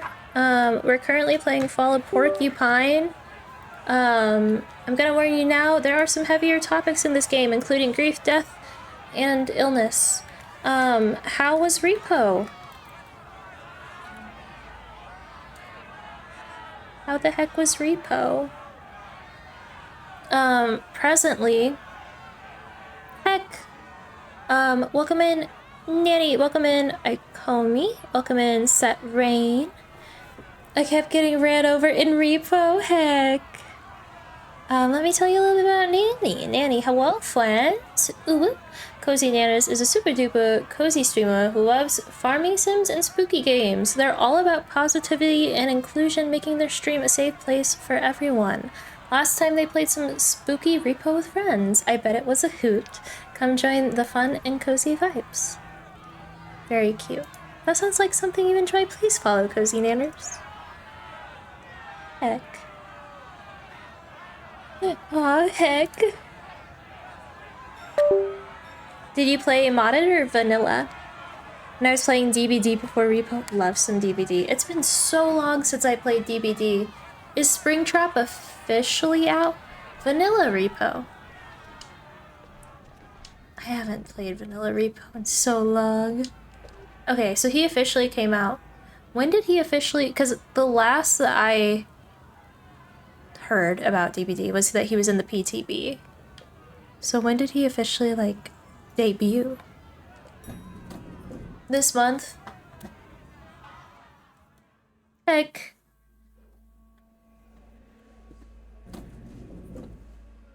Oh, our Heckin' hospital's overrun. Mysterious, welcome in. Welcome in. Misty. Oh, that's really cute. Peg. And thank you again for the raid. And Nanny, if you or anyone coming through with the raid need to, you know, raid and run, raid and fade, enjoy, I don't know, if you got stuff to take care of, don't be afraid to do so. But if you want to stay and talk, I would love that. Hope the stream is going well. Thank you.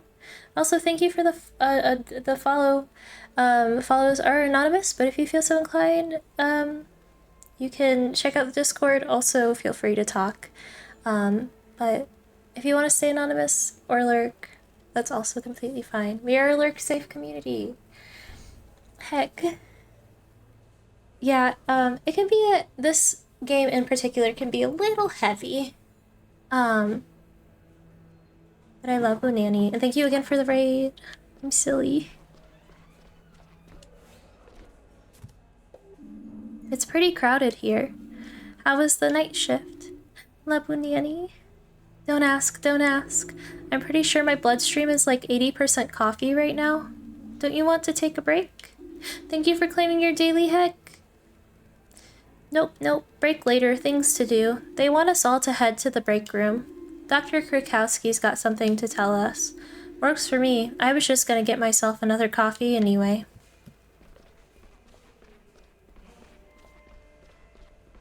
Also, Nanny, Nanny redeemed a heck ticket for us to play Bendy in the Ink Machine, and my goal for today is for us to finish Follow Porcupine so that when we come back next week, I believe Wednesday, I'll be able to start Bendy in the Ink Machine. Good morning. I have a small announcement to make. You look tired, Dr. Krakowski. Did you even go home last night?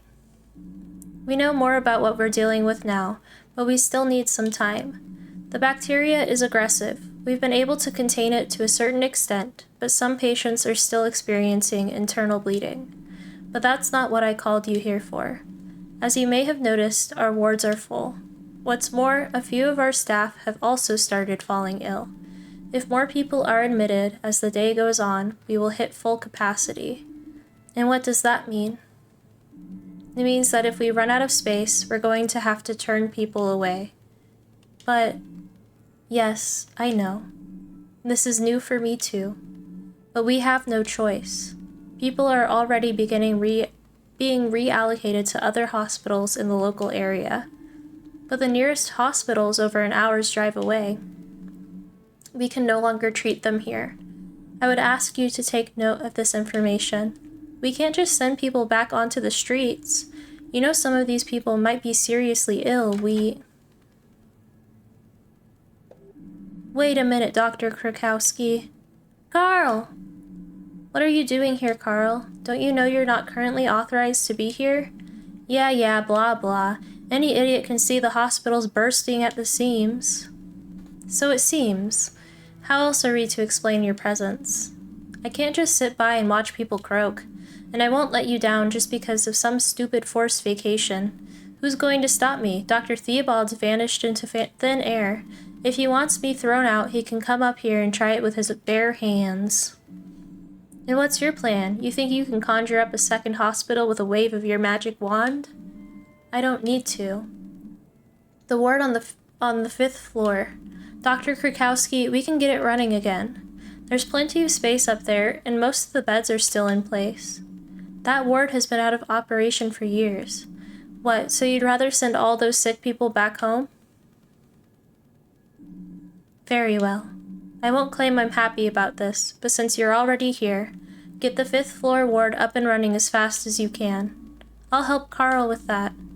I can't say I'm surprised to hear you volunteer, Finley. I'll go to the lab and see Dr. Halil. I hope he has good news. Mia, Sandra, I leave this ward in your hands. Are you up to the responsibility? Yes. Ain't no thing. Good luck, everyone. Now get moving. Come on, Finley. Let's take a look at the ward upstairs.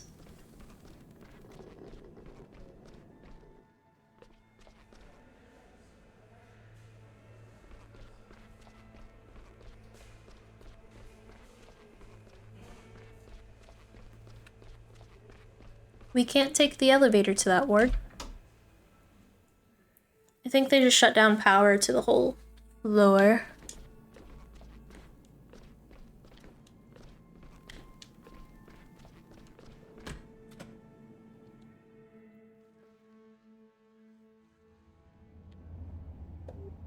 Do you really think we can do this? Sure we can. There's a lot of junk lying around and we've got no electricity. But if we work together, we'll get the hang of it. It doesn't have to hold together for years, just long enough for us to ride out this wave. I'll deal with the bedrooms. You take care of the corridors. We're not trying to win a prize for best interior design. Just clear enough space so we can get through. Understood.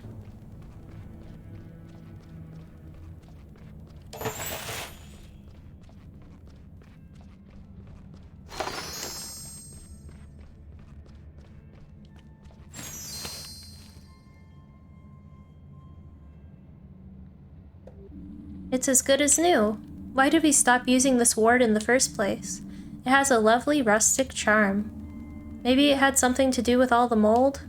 The discarded machinery? That thick layer of dust that's covering everything? Alright, you made your point. But the dust only moved in here later, you know? Okay, we've got almost everything we need. We're just missing the power. I might be able to help with that. I once administered emergency treatment to the junction box in surgery. I'm afraid this ward doesn't have a junction box. When the others got refurbished, this one was just left to rot. I guess the breakers for this ward are down in the basement. That's where the main distributor is. I'll go downstairs and turn on the power. Good. I'll get started filling up beds in the beds and rooms. There's plenty of people waiting downstairs after all.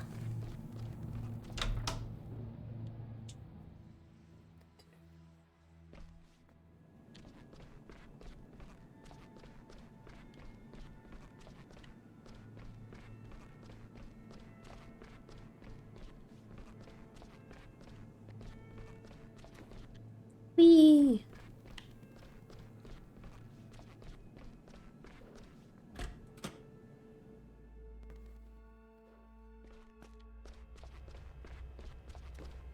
I think the power is here.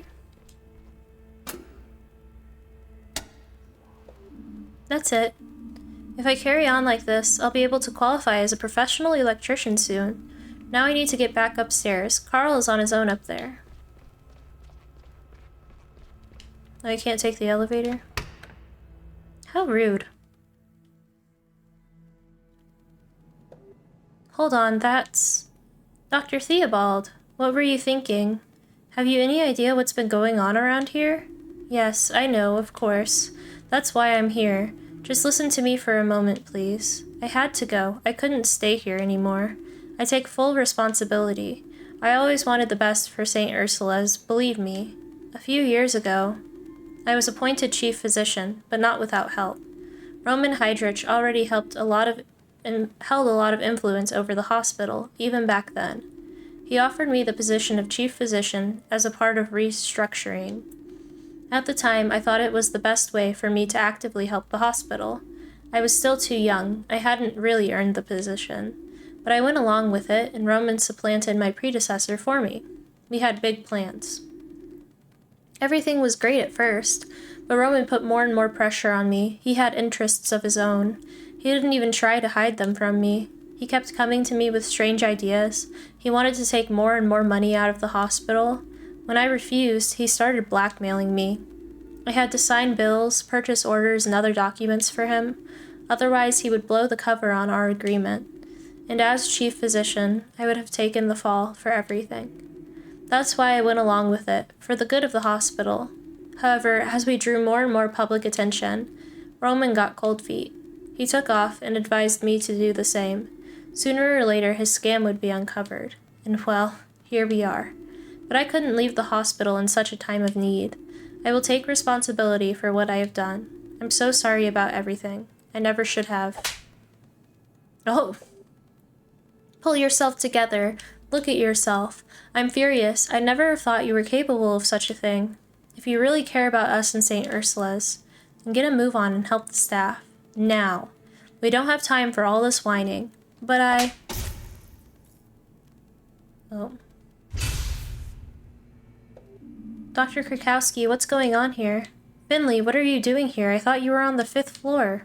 No matter. The power's gone out. Maybe we overloaded the grid. The hospital's running on emergency power. I'll speak to Gregor. We'll get this under control as quickly as possible. And I'll make sure that all the wards can continue working. Finley, please go to our ward. Check on Mia and the others. What about Carl? Carl is extremely experienced. He'll be fine without you for a few minutes. I'll be there in a minute. Got it. And that's probably why we couldn't take the elevator. Because the power was going to go out and we needed to see the two of them talk.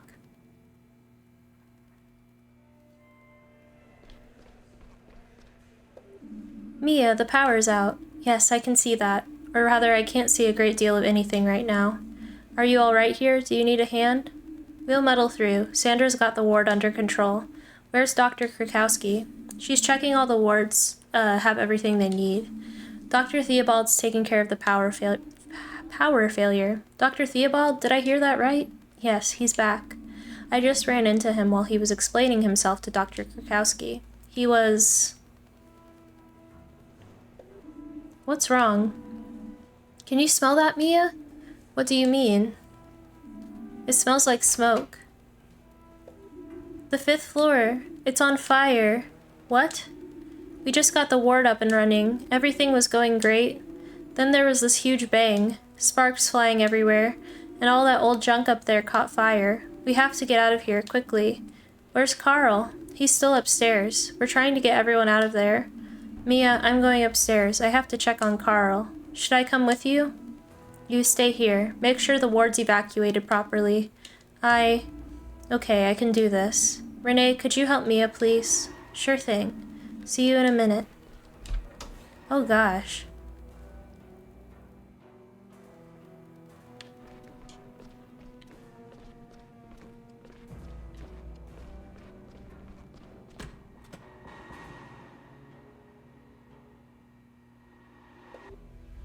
Carl, are you there? Over here, quick, we need help. The bed's stuck.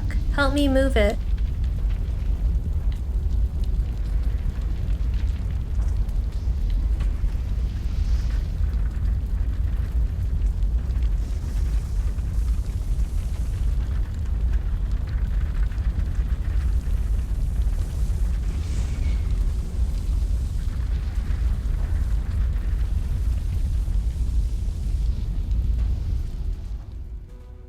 Carl cared more about saving that person. That almost ended very badly. Thanks, Finley. What are we going to do now? We need to put out the fire. First, we have to get everyone out of here. There's a plan for things like this. We evacuate everyone to the school gym hall. Then we stay there until the fire has been put out. We contact the other hospitals in the area and get people out to them as soon as possible. Until then, we keep going. So get everyone out? Get everyone out. We can't use the elevators, so we'll need to carry people downstairs. Benjamin and I can man the stairs. You go to the bottom of the stairs and take the beds as we pass them down. Demi and Archie will be waiting at the front entrance. Take the beds to the front of the building. What about the other wards? They'll all be doing the same thing. Do you think Dr. Krakowski and Mia will be okay? Yes, we'll help them in a minute. Thank goodness we hadn't filled this ward up to capacity yet. Okay. Come on, there's no time to lose. Okay. We go to the bottom of the stairs and get the beds out the front entrance.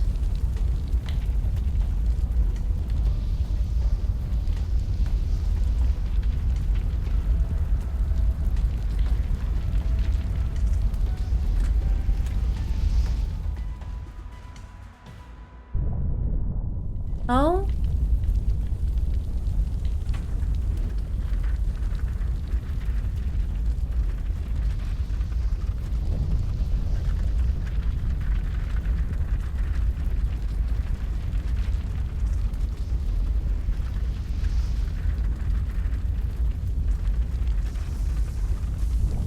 Can we not move any faster?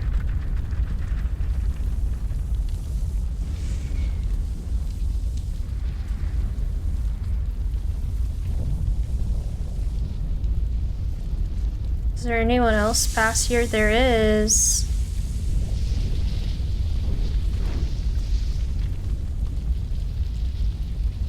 Janitor's closet would be really up in toast right now. The janitor's closet has chemicals. When I was in the military, I had a friend. And he was in charge of the cleaning room, where we kept all of our cleaning supplies. He got bored one day, and he put Germ-X inside of a vacuum cleaner and lit it on fire just to see what would happen. Well, the vacuum went up in flames, and he got in trouble, like a lot of trouble. That's my story about fire.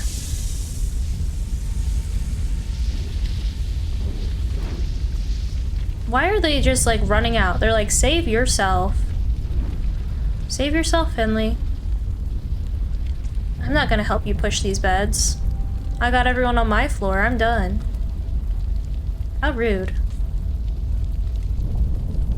Okay. Don't worry. There's Mia, Dr. Krakowski.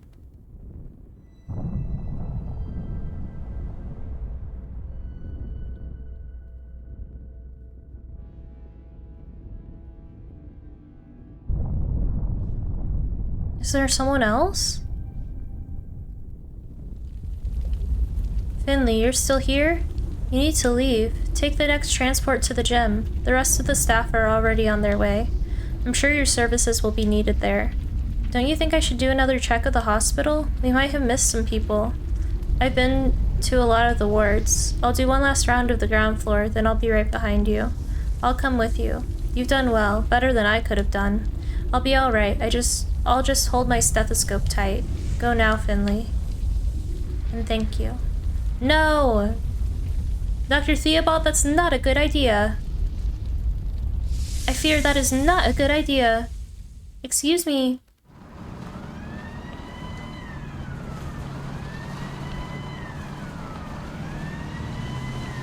That is a very silly idea.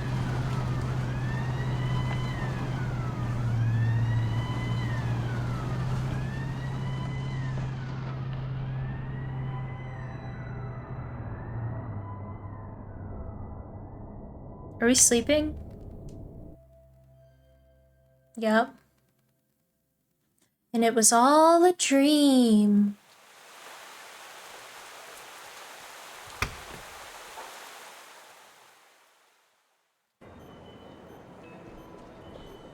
Ah, Finley, there you are. We need all the help we can get right now. Come on, take care of the sick as best you can. I'll assign the teams, then I'll help out as well. What are you waiting for? Show me what you can do.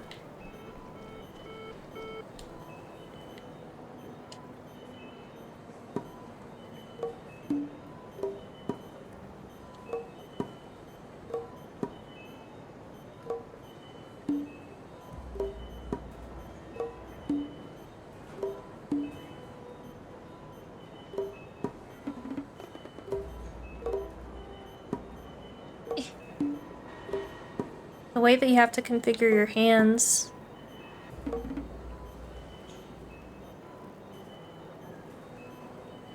What?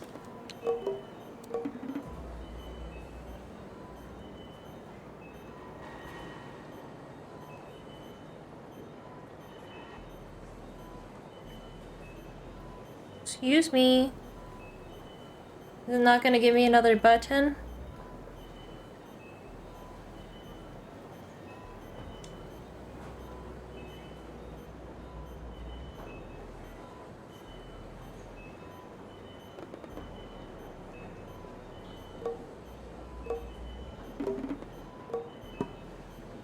Okay, there it is.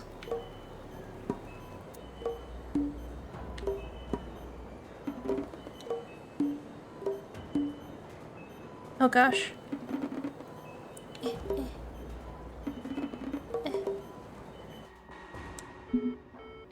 Oh gosh. I think a bee is passing though. Oh, that wasn't even a bee, was it?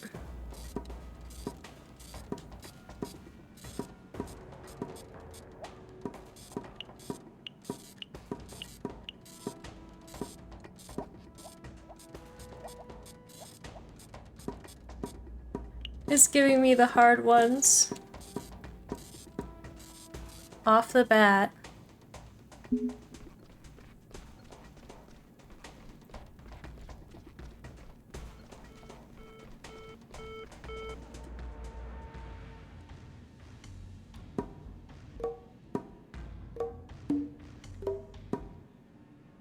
Okay, but the first one that was like this wasn't even my fault. Because it's still running out of time like that.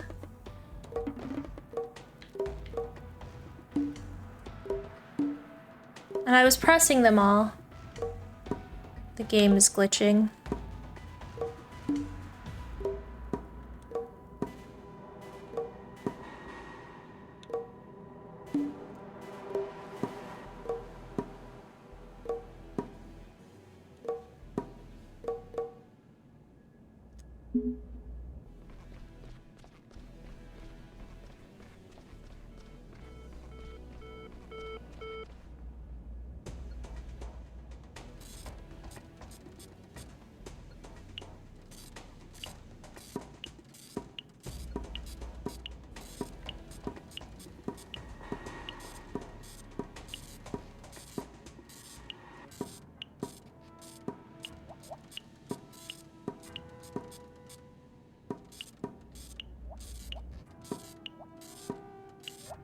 No!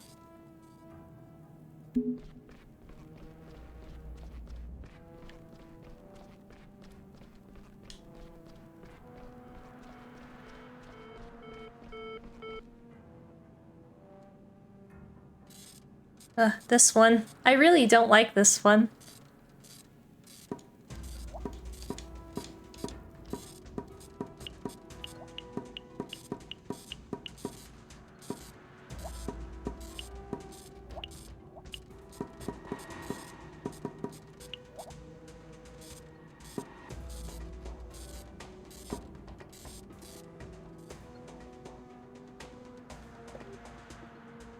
Finley, leave it.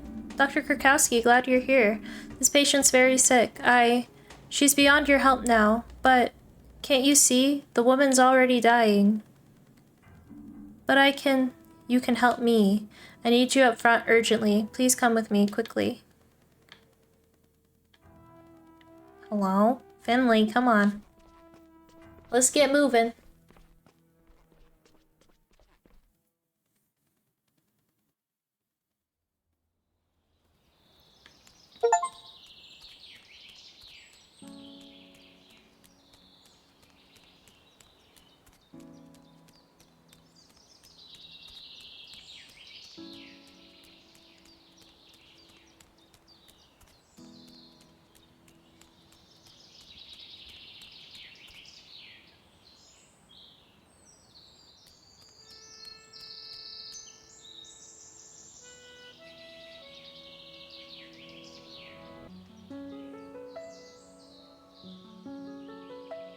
Oh yeah, that's not good. St. Ursula's is gone.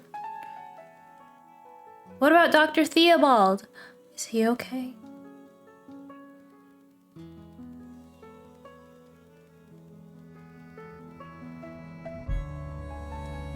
And that's the game? Why would you end like that? Dedicated to the people who work in healthcare.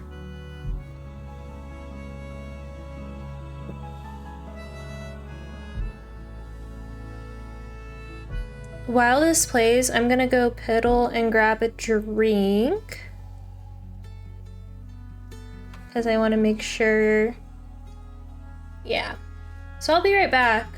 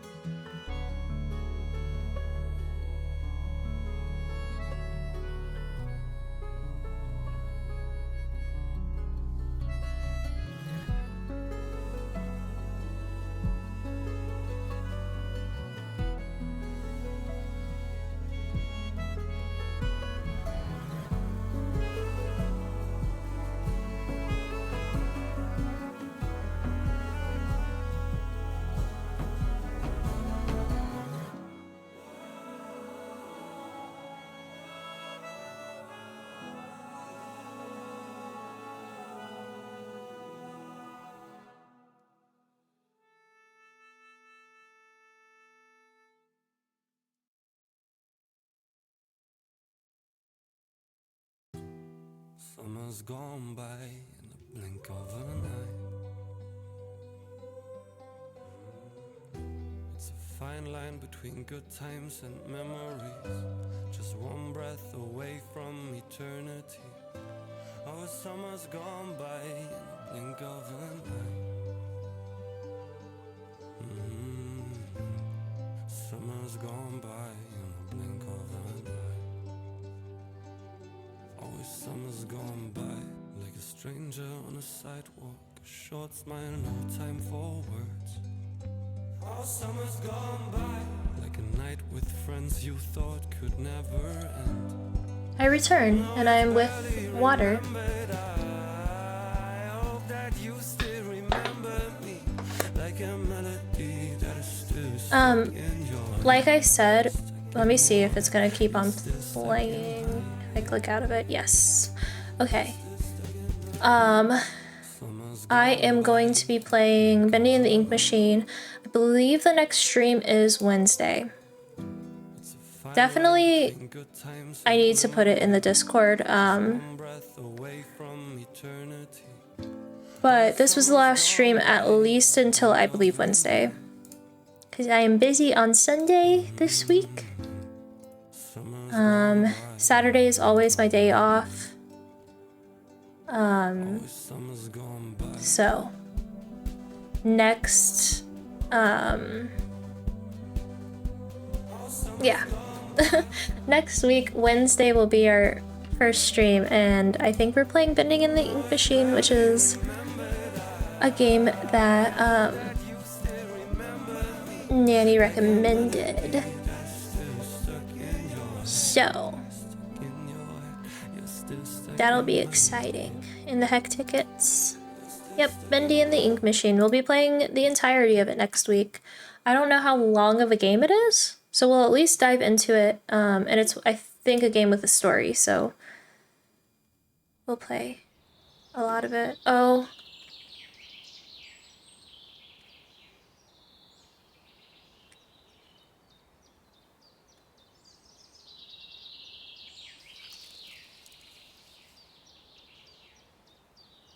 Is that Finley? Oh, wait, no, that's Dr. Theobald's. He died in the fire. No, that's even more sad. Wait, magic. I woke to the sprite. The Liesel is lurking. Thank you, Wheezy, for the lurk. Hello, boo. Okay. That's it for Follow Porcupine. I hope you guys liked it. Definitely a game. I hope you have a good week. I hope you have a fantastic week. Thank you so much for the biddies. You didn't have to do that. You didn't have to do that. Thank you. Yes.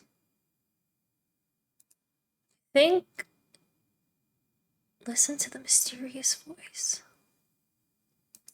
We missed 4 achievements. 3 of them have to do with Carl, I believe, and choosing him in chapters 1, 2, and 3. And then the 4th one having to do with some mysterious voice. I think probably in chapter 1. I think I missed it. But yeah, like I said, Wednesday we'll be back and we'll be playing. Let me find it actually in my list somewhere. It's definitely not a cozy game. I think I put it. Did I put it in horror? No, Bendy and the Ink Machine is not. It's in my story-rich games, actually. I'm gonna install it now so we can remember.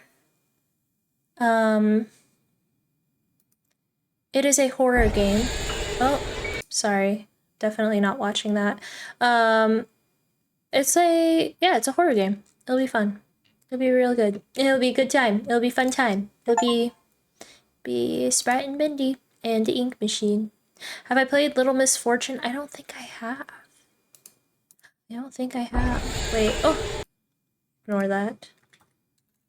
Little Miss. No, I haven't.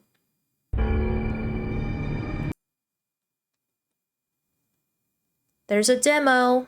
There's a demo that can remind me to put it on my wish list. I watched Hannah play. I think you'd like it. Okay, bet. Bet. Oh, Dinkum's finally on sale. Leave it to Sprite to find that out. Yes. Bendy and the Ink Machine. Wednesday. I stream 4 times next week, so I think we'll be able to finish Bendy.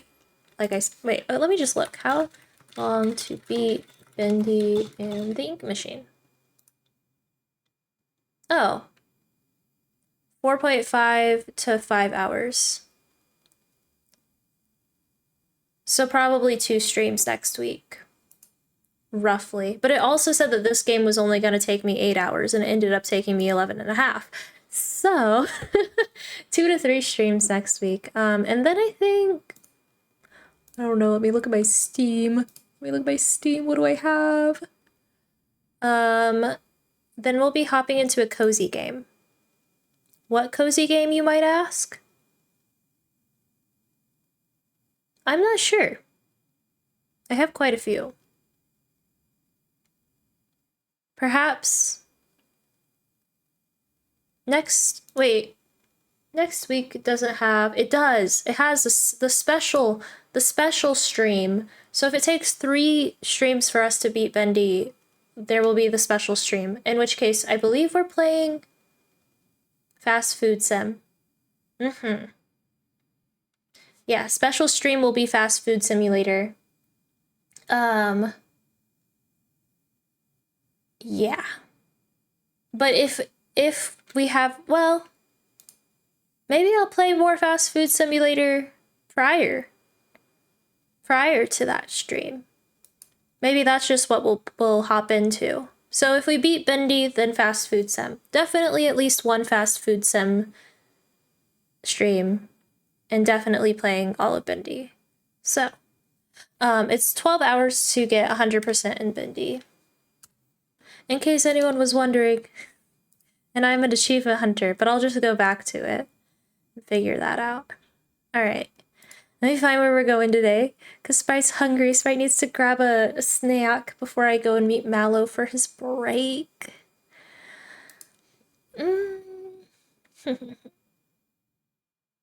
How do we feel? Okay. Hello to Mallow, thank you. I'll tell him you say that.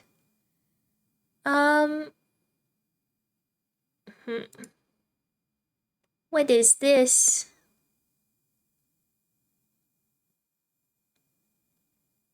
Interesting. Sorry. I get distracted so much.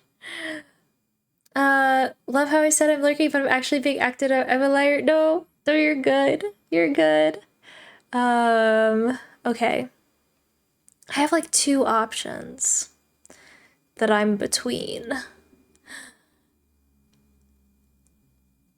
And I think I'm gonna go here. Wait, no, they're still on. They're starting soon. Okay. Okay, I know where we're going. I think I'm positive. I'm positive. I know where we're going. Okay. Okay. Wheezy. Yeah. Wheezy. What are you doing? What are you doing? Thank you for the heckin' sub. You get a little bear sticker in the sticker book. Trash. Weasel. Resub. And then 4th month. Heck. Thank you so much. Yeah, I'll be back Wednesday. My words are hard. Here's the Discord, and here's my social links. And then here's the raid messages. Top one is for non-subbies, bottom one is for subbies. We're gonna go say hi to Captain Clive, who is playing Final Fantasy VIII, I think, if I can remember what Roman numerals are. Yes, and I have thank yous to give. Captain Clive. Clive. That would have been bad. We could have rated the wrong person. That would have been bad news. I have thank yous. Thank you to those who followed today and while I was offline the other day. To Jen for the raid, I really appreciate it. And the 5 stream streak. That means the world. Kel for the 15 stream streak. Thank you so much. Cozy Nanners for the heckin' raid. And Wheezy for the 100 biddies, and the heckin' resub too kind. I hope you guys have a fantastic rest of your day, rest of your week, until I meet you again next Wednesday, if you happen to be there. Until we see each other again, though. Regardless, I hope you have an amazing time. And I hope you enjoy Captain Clive. I think he's very good bean. I think you guys will love him if you haven't already met him. But yeah, with that being said, I'm gonna fall into the ending screen because I'm hungry and I need snack, and I'll see you on the other side of the raid, and I hope to see you again next week. And I just ramble so much. Bendy and the Ink Machine, Fast Food Sim, secrets are coming out next week. Don't forget to come by on Sunday, the 22nd. This super special stuff is happening. Don't forget it.